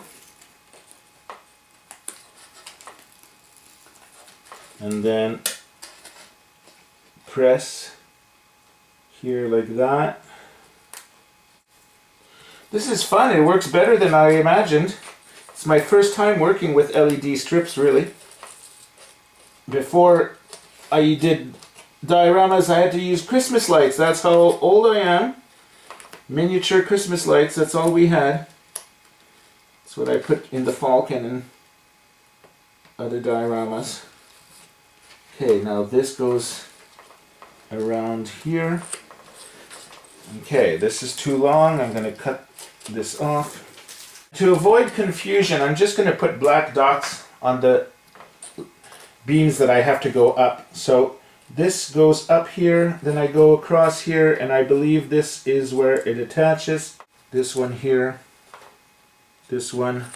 So this one will go across here like this.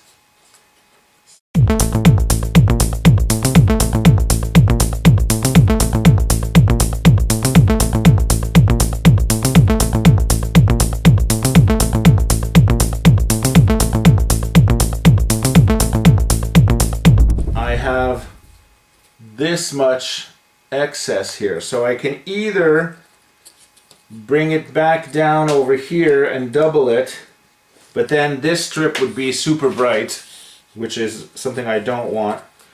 I could bring it over here to cut it and then put it on the back, but then the back shelf would light up. There are scissor marks here, but I've never really cut into this. It says that you could cut it, which would be exactly the length that I want it to be, but then what if it doesn't work after I cut it? I would cry. So you know what I'm going to do for now? I'm going to apply it. Oh, should I risk it? Should I cut it? Should I cut it or not? If this was live, I could do a poll. Oh my god. No, I'm not going to risk it. I want to finish the video first, and then I'll cut it, and then I'll let you know if it worked or not. So what I'm going to do is I'm going to peel it till here, so that I can still apply it here like that. And then when we get to the other part, I'll leave the tape on, and then I'll just scotch tape it for now, and then I'll come and apply final version after. So I'll throw this out. I'm not going to risk it. I'm too chicken. So I'm going to take a piece of scotch tape. I'm going to tape the back of it to the rear like this, and then I'll just remove it after. I'll deal with it. So I just folded it over like this for now, temporarily. There is the cutting mark over here, but I'm too chicken. It's like it looks too nice. Look at the nice job we did. Okay, are we ready to light it to see what it looks like from this side? Fingers crossed. Ooh, look at this. On, off. Here, it doesn't work really with the lights. It doesn't do justice. Let me turn the lights off. Here.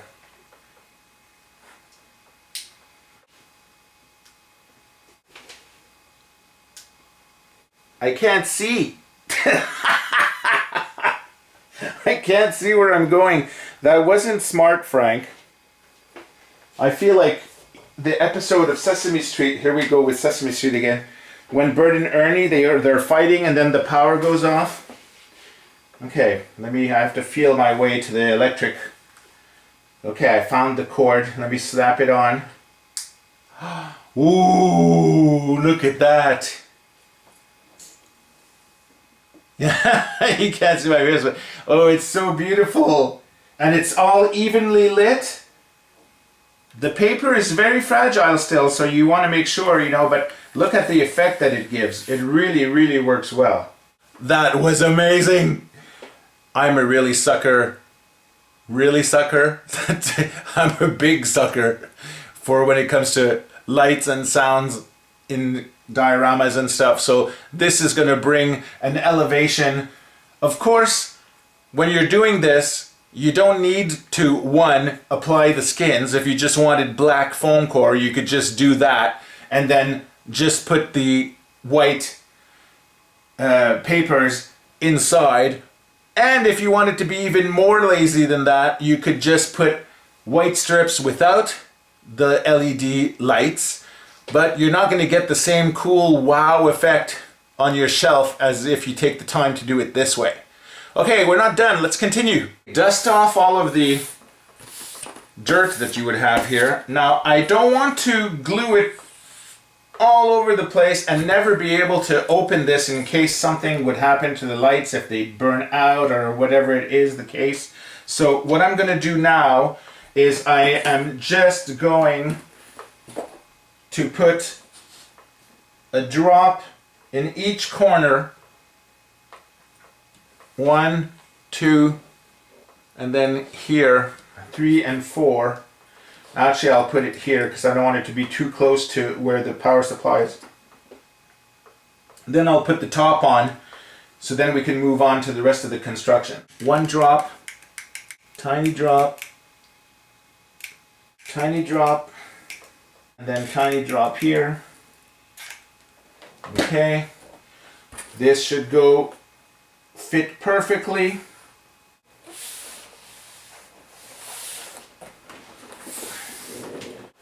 Our ceiling is now really secure. There's no way that this is going to collapse.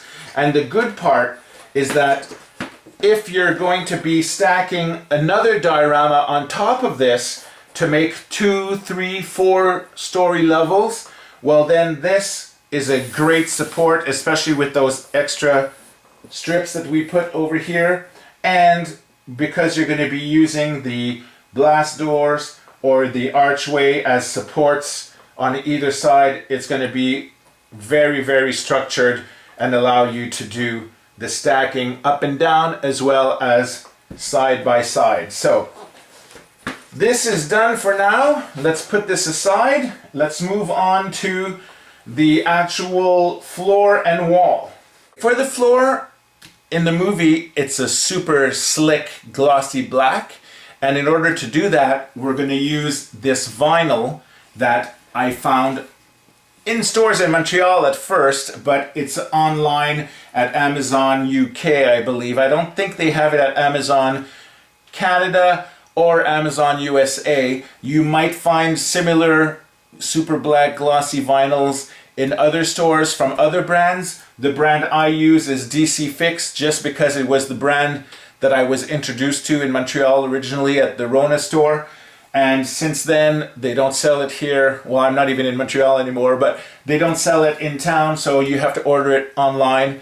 And DC Fix Super Black Gloss is going to be applied all over the floor, and it's really going to give you a really amazing, jaw-dropping look once your scene is complete. Wait till you see the figures on this. I'm getting ahead of myself.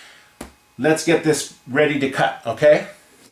I don't want to apply it this way, even though it would save me some gloss, and then placing this over here to just get two lengths like this, which would be less than a whole length this way, except then I would have a long streak in the center, which is not the nicest thing to have unless you start doing tiny little panels, like if it was tiles of your kitchen or something, but I am not getting into that.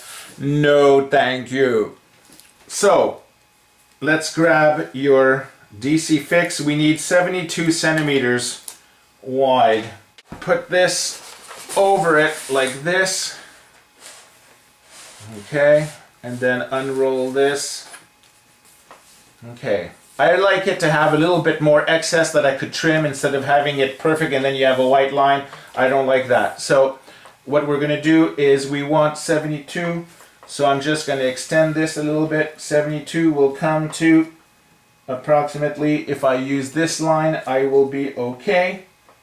So I will mark it with my pencil, as this is where I want to cut over here. This line.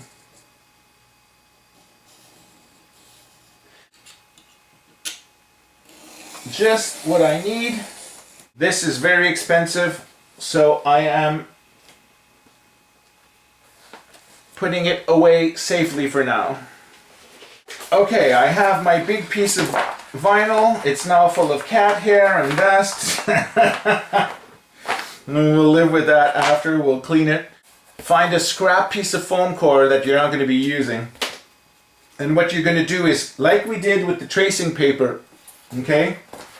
You can't apply this on your own with your hands on such a large surface, because you're going to get creases, bumps, air bubbles, all kinds of mess that you don't want, okay? So what we're going to have to do is we're going to have to peel a small strip over here, apply it to the end of your foam core while this is lifted, right?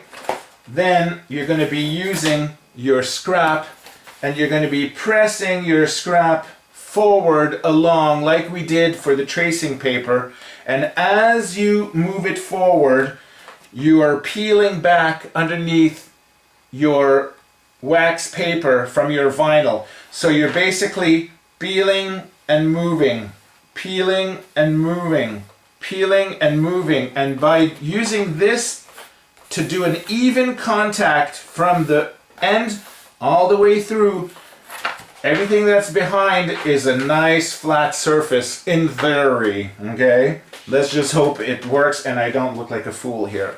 I've done this many times. When you do it the first time, it's a bit scary, but it should work out. So I am going to peel this here, okay? And then only about maybe 3 inches or so, but it has to be all the way across, okay?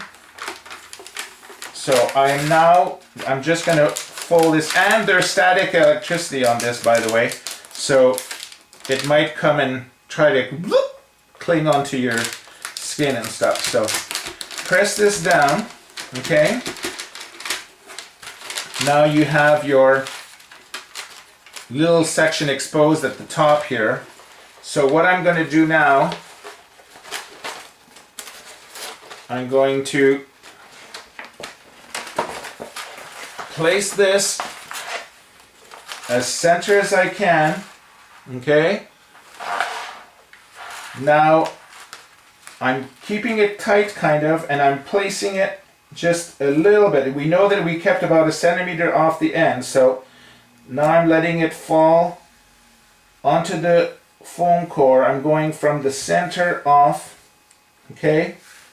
Now I'm grabbing my scrap piece and I'm pressing down, and eventually you will see that I get blocked by where the wax paper is stopped being folded here, okay? So I can't move more than this. However, you could see how here it's nice and flat and beautiful.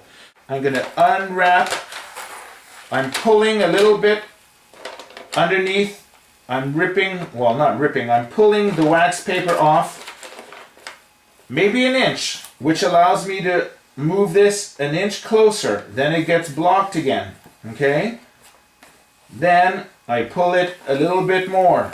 Then I move this forward, pull it a bit more, move this forward. You want to keep the same pressure all the way through, okay? Do you see this? This is either there was dirt on the foam core, which I think it is, because I cannot seem to flatten this. It's not a bubble, so we'll have to live with that. Make sure your foam core underneath is completely clean, and now I'm making dirt smudges with my fingers because I had some glue before. Frank. First thing I want to do before I continue, I want to make sure there's no dust on this foam core. I don't want more bubbles than I need to. Pull more wax. Keep pushing this forward. Pull more wax. Go forward. If you can, try and pull the wax in symmetry so that you don't want to start pulling one side and then it starts moving at an angle like this. All you see is my mouth in the corner. You want to try to stretch it so that it'll be even, so that when you move this, it's in a straight line and you don't start curving it like that. Does that make sense? Pull, flatten, pull, flatten, pull all the way and flatten off the edge. So now we have a nice clean floor. This is sticky side, so remember, anything that you touch, it's gonna like stick to you. Trim off the sides, okay? This goes like butter, this vinyl.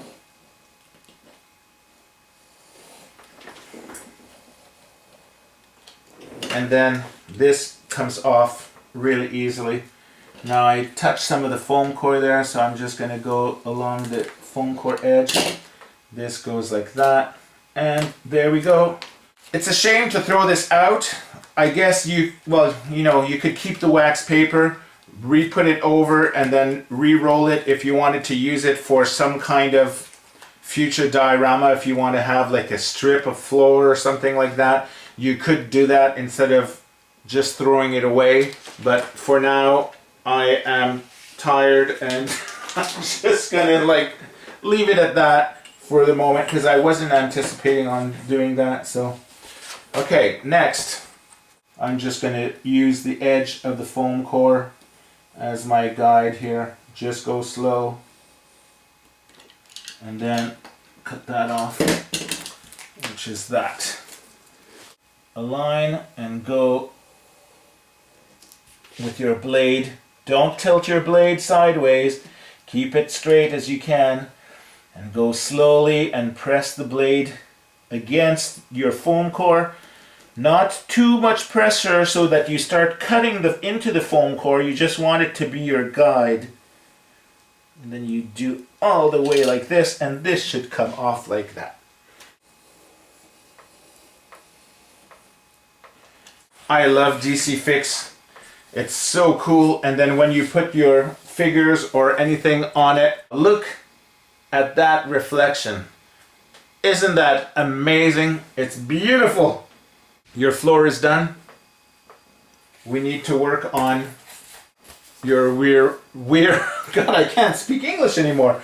Your rear wall, which is basically where you're going to be attaching your decals like this, and this will be mounted on the side or on the end of it. For your back pieces, I like to switch back to black like I mentioned when we cut this, because when you put your Death Star panel decals on it, if there's a gap between two of the decals, it's nicer to have a dark line than a white line behind it. So that's why black works best for this part of the build.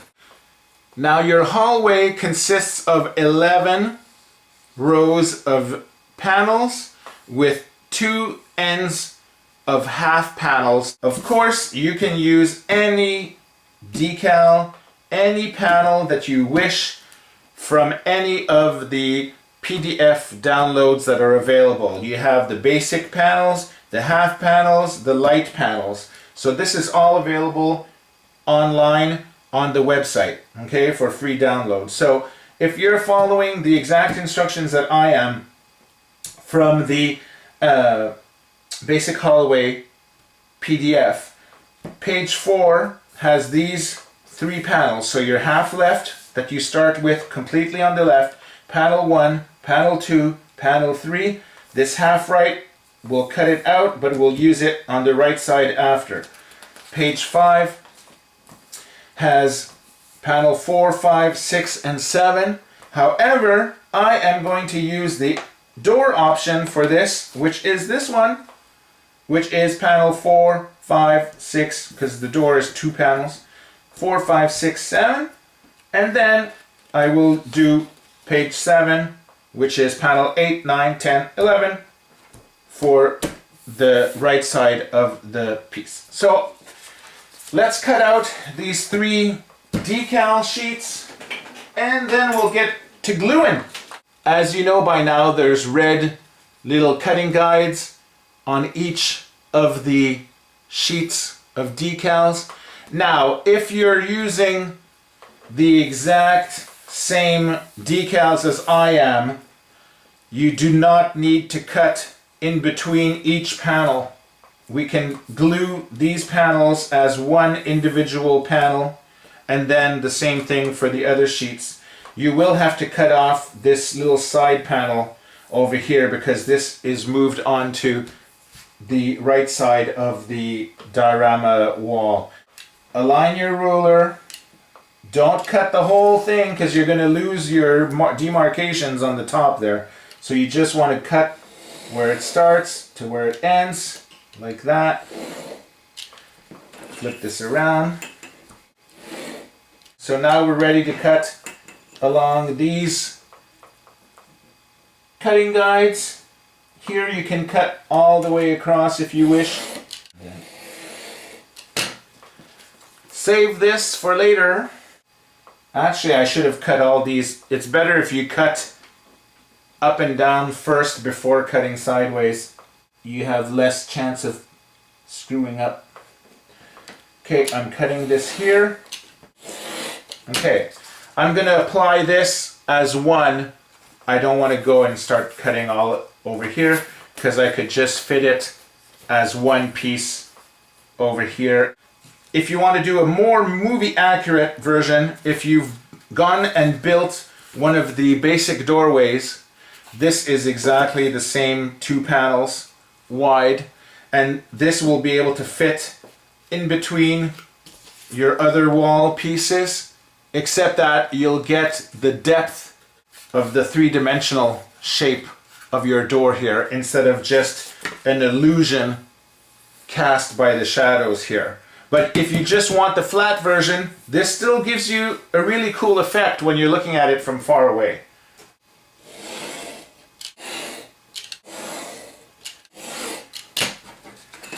Okay, center decals. Again, since I'm using the actual movie screen versions, I'm using all 4 panels. I'm not cutting in between. I've also printed these on my full-size label sheets that I like to use for the panels. So I have peel back wax paper behind, which makes the cutting a little bit easier because it's thicker and it allows for easier placing when you go to glue it. Oh, here comes Miss Nellie. Of course, she just finished her nap in the middle of my construction here. Are you gonna come and jump on the table? I better clear this. I know what's gonna happen. Let me get ready. Clear the space. Miss Nelly Poo. She just finished her nap. She's gonna come and bug us. Well, are you coming for your brushing, or are you just gonna stay there? Because I'm gonna have to close the door, but then I'll just hear meowing in the background. Okay. Well, until she jumps, I know she will. It's a countdown. This will go here. Door goes in the center. This goes here. Ah, there we go. The surprise. I knew she was gonna come. You know, I don't see her all day, and then I start filming a video, and then here she appears, and I have to stop and brush her.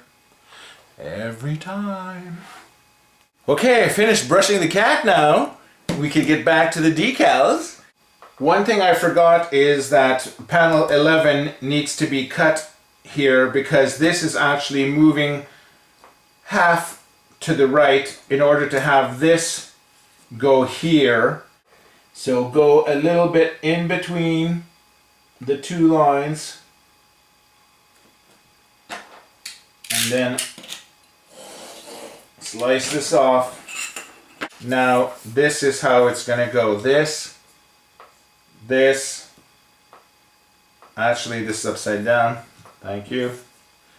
This, and then this will be here, but this will be hidden. Now if you wondered how I knew this was upside down, you have these little emboss effects, illusion things. The white is where the top is, and at the bottom is black where the shadow would be. So that's how you know that this is top and not this end, because if you look here, then the black stripe is at the top and the white highlight is at the bottom. This is not good. What you want is this way, like this. Correct. White on top, black shadow at the bottom. Incorrect. Black at the top, white at the bottom. So for these panels, you will need to get your black Sharpie out, and we're going to color the black all the way around the edges so that we don't have a white line when we apply this to your black foam core wall. If you haven't done this before, hold the decal side away from the pen. You want it this way so that if when moving the pen you make a mistake, you're drawing a line over here on the back and not on the sticker itself. That would be bad. So you're going to be applying on the side, not the tip like that. Look against my shirt. This has the black Sharpie. This does not. Look at the white line that you see.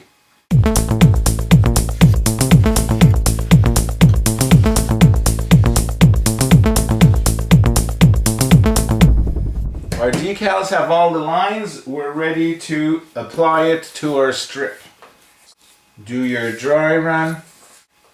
Number 1 panel, a line at the end, a line at the floor. Number 2 with the door. This goes to here. Number 3 over here. Nice. I notice I have all cat fur all over me now. I just noticed that. Lovely look for the camera.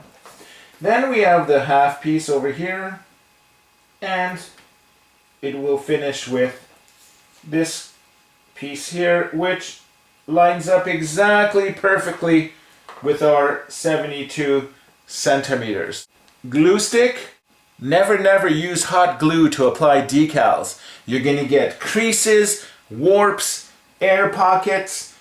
Oh, it's gonna be a real big caca. So panel number 1, just to show that this is where it stops, glue stick to the base here, like so.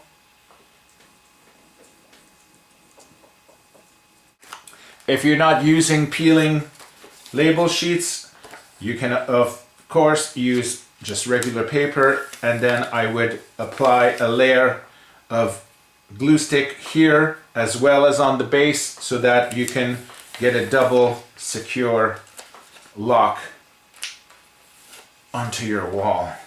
So remember, upside down, white highlight at the top, corner edge, and then when I see that it's aligned properly, I just go from here, center, out, let it fall, roll out, center out. Okay. Next up, our door. Put my little mark to know where my glue should stop. Apply my glue all the way across.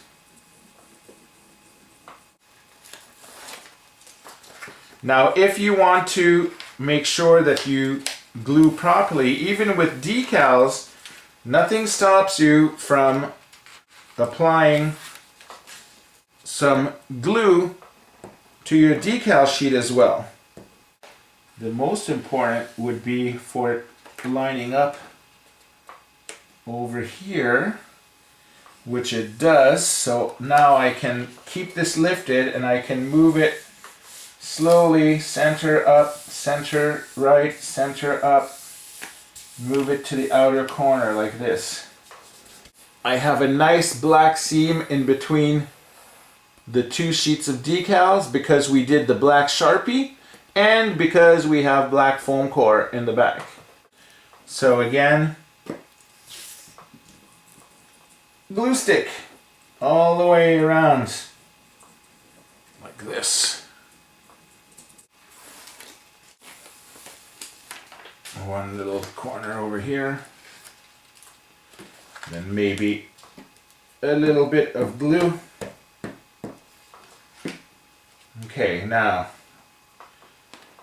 no, black at the top, spin this around, white highlight at the top. This is the way it goes, okay. Carefully see if this aligns on the sides, which it does. Now you can put a bit more pressure. Keep this lifted just to remove the air pockets. Up, center, right, right, up, corner. There we go. Nice and flat, perfect decals. I love it. Glue stick. A little bit of glue there too. Okay, white highlight top. No, this way, white highlight top. Okay, now I want to align this to the bottom and like that. Nice. Look how beautiful the connections are, if I do say so myself. Okay, now this graphic, we're just going to be using it as a filler since it's going to be hidden by your support, which you'll understand in a couple of minutes. You could leave it black, but then if it peeks, any of the support peeks out, it's not going to look nice. So might as well put the sticker. It's already printed and it's in the prototype, it looked nicer. So do this, peel that, a little bit of glue on the back here too, white at the top. Okay, now align these two together and align at the floor base. Yep. Okay. I can actually even pull this a little bit more to the right if I wanted to. A tad little thing. And there we go. So this is style A construction. This will be glued on top of it. If you were doing a B style, where you want this to be three-dimensional, you would be putting your real door that you built by placing a three-dimensional door your door sticks out 6 centimeters from your panel here, which is a flat wall, which is why in style B, your floor would need to extend, and you look at your blueprint, to 34.5 centimeters. So instead of 30 centimeters, it would be measuring 35 centimeters, and then that is where this door would be leaning on and extending over here. So then you would have your, basically, this is too deep, but you'd have your door leaning here, and then if where's my scraps that I did there, my prototype walls. If the wall was here like this, right, then see how in the back you would have this excess that would allow the door to stand flat and not wobble, because you would have a half a centimeter gap in the back there, okay? And then C style is if you have the door open and you're looking through, well then you need to do a 12 centimeter hallway where the door would be placed here, right? And it would be open, and then you'd have one row of walls over here, and then you'd have a second row of walls in the back here, and that is at 48 centimeters for that dimension. And then what that would do is that when you're looking through, if you have an open door like this, then you would be looking through and getting the dimensions or the illusion of depth from this. It's hard to see because of the way that there's no light and the way that it's not placed properly, but this is how you would be doing the C style. Rear wall, regular wall, and then a full depth of 48 centimeters. In order to make it easier to know where to position your wall, we're going to build this little gadget here, which is the wall placer template. This is what we're building, okay? We just need 3 pieces. Find yourself a scrap piece of foam core. It doesn't have to be black, it could be white, but we're going to use black because that's what I had close at hand. So what we're going to do is we're going to start by cutting or measuring over here 4 centimeters. Do the same thing at the top. 4. I'm going to align my 4 centimeters here. Then I'll do a 8 centimeter line over here, and then I need 12 for the other one, so that will put it at 20. 8 and 20. I should have drawn my line across. I forgot to do that. I'll do that now. That brings me there. 20, 20. Brings me there for the 12, and then for the 4.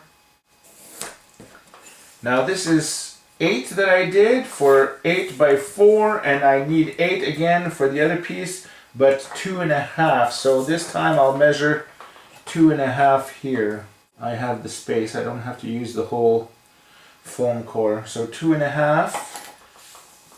I'll just go here to make a better, more accurate straight line there. But all I need is this 8 piece over here. So 8. So I need, this is my C piece, this is my B, and this is my A. Over here. Like that. Over here. C goes under B, like this. Glue on C. Attach B to it. If you want it to be really flat against it, you can move your hot glue like this, and then that makes it less gappy. That's not even good English, but it leaves less of a gap in between your two pieces. You're aligning it like this. This is flush with the end, and then it creates this lip here. If glue pooped out like this, you need to trim this off. Just rub it with your fingernail, it'll come off like no snot there. Because this is your lip that you're going to be placing as your guide for your foam core alignment. Okay, next you just want to support for the spine so that the wall is leaning properly against it. One little bit of hot glue line over here at the bottom, close to the center. Nice T. Let it cool down for 1 to 2 minutes. We're ready to start gluing the two pieces together. Okay, we're going to start by applying the panel to the ceiling first, and then we can do the floor after. Do a dry run and just place your edges like this from one side to the other. The important thing, the most important thing, is that in the movie design, the beams over here, they go in between each panel. Use these little embossed ends on each panel to tell you if your center strip is aligned properly, because it should fit right in between, equal distance between these two little pieces or little identification markers. Remember, your wall has to be upside down because this is the ceiling, not the floor. Flip this backwards like this. Place upside down along the blue lines. Keep your hand steady. And then we're going to use hot glue only on the black part. Okay, just draw a little glob like this on the back. And this will secure the piece properly. Now you just wait till that cools down before you move on to the other side of the ceiling. Now for the other end, you're going to do the same thing. You're going to align this so that it's flush with the blue lines here. Okay? You're going to take your hot glue and you're going to put a dab only on the black, not on the blue. So along the black. This is what your ceiling looks like so far. Now for your right side supports, you're going to need to build either a large Blastdoor like this or an Archway. Now both of these designs and instructions are available on the YouTube channel. I'll put the links in the comments below. If you've already built these, then we can move on to the assembly. I'm using the Archway the way that I designed it in the blueprint. Since we're still working upside down, the left side is really the right side, and this panel is the panel that the arch is going to be resting on. And I think that in the design it's nicer to have the 6x6 on the front side than on the back. Now when placing the arch on the ceiling, I noticed that there's stickers peeking through here. There's white that I do not want.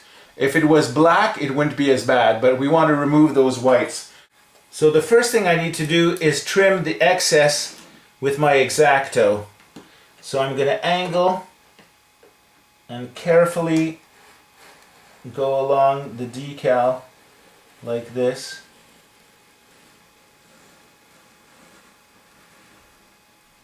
See, I removed this little strip here. When you cut off excess, remember to always switch to a new blade, because look at the boo-boo I just made. I tore into the paper when trying to remove this little millimeter white strip that was showing through. So always use a new blade. Because we trimmed, we have a white line, so we have to go back with our Sharpie and address that and redraw a black line at the top. Be careful because you don't want to draw in front of your decal.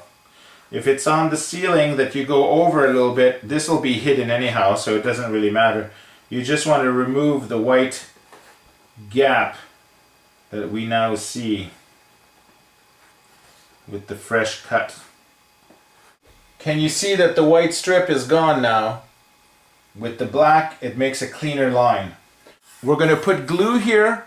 We're going to attach it to the back of the wall, and then we'll lower it like this to attach to the ceiling, and then it'll be nice and strong. Take hot glue to your piece here.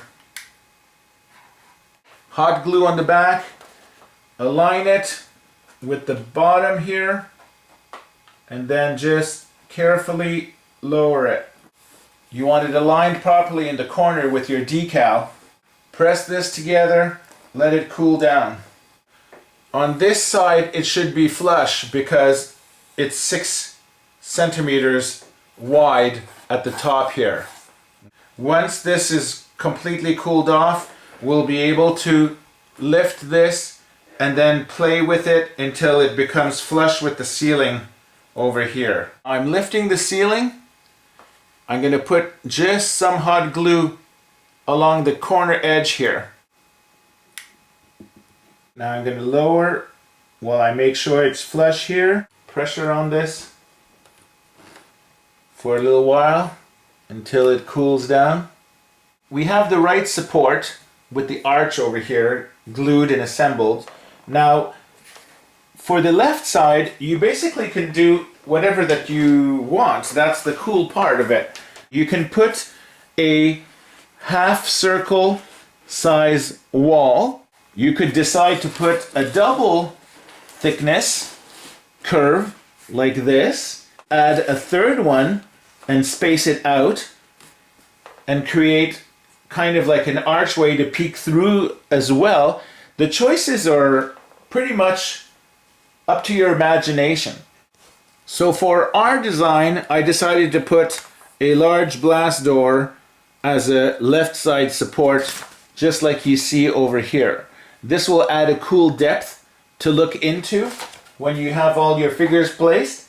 And at the same time, when you go to stack another diorama at the top here, you'll be having extra strong support on the left and right sides. So you could stack 2, 3, 4 levels high as much as you want. Your imagination again is your limit.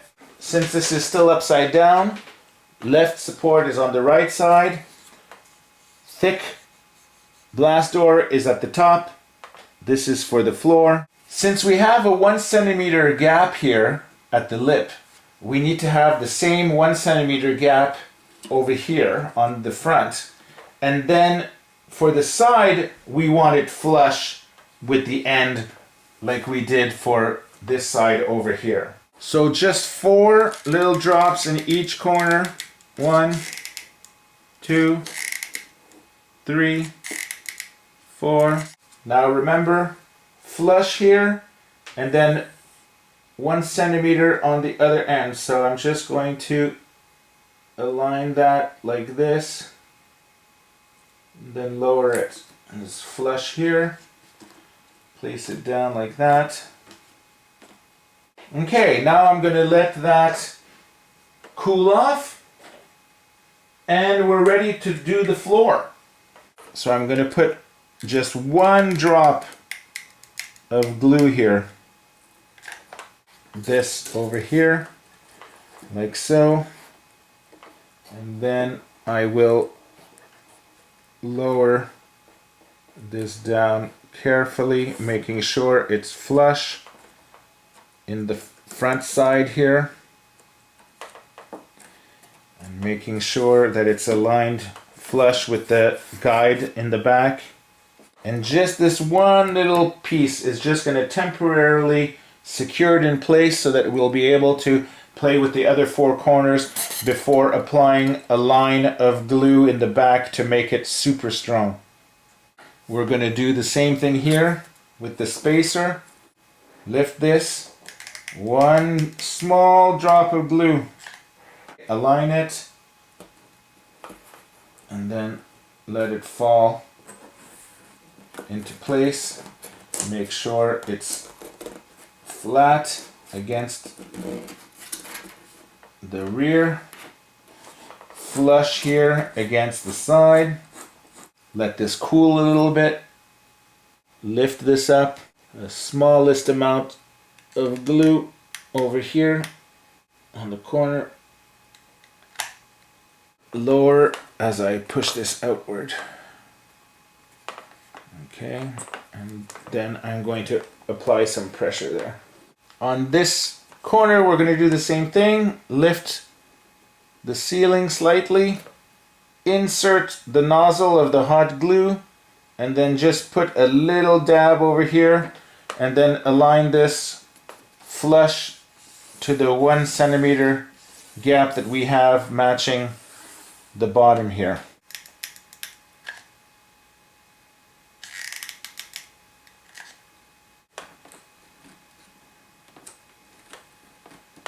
Apply some pressure. Let the glue cool down. Okay, I flipped the diorama back onto its proper orientation, ceiling at the top. Now, see here, we need to glue this. I don't know if you could see this, the back wall is moving in and out, okay, because there's no glue except for the corners. So we're going to use our guide in order to make sure that it's at least pushed in at the proper distance. So the guide will be placed like this, and then we'll be pressing down, okay, and then we'll be putting a glob of hot glue on each side in order to secure the center wall in place. Push this, align it with the base, push down on the ceiling, which will keep the floor where it's supposed to be. I'm grabbing my hot glue now, and then I'm just applying some globs just in the center so that this doesn't move out of position. Here you get a better view of the 3 globs that I just placed. You can see the glue is still hot as it's moving up and down, so I don't want to jinx it. I'm just going to keep pressure on my ceiling and let the hot glue cool down completely before I do the big reveal. And there we have it. The final Death Star basic hallway diorama. Now this is my design. You can create your own design by mixing and matching whatever's available on the site. It's up to your imagination.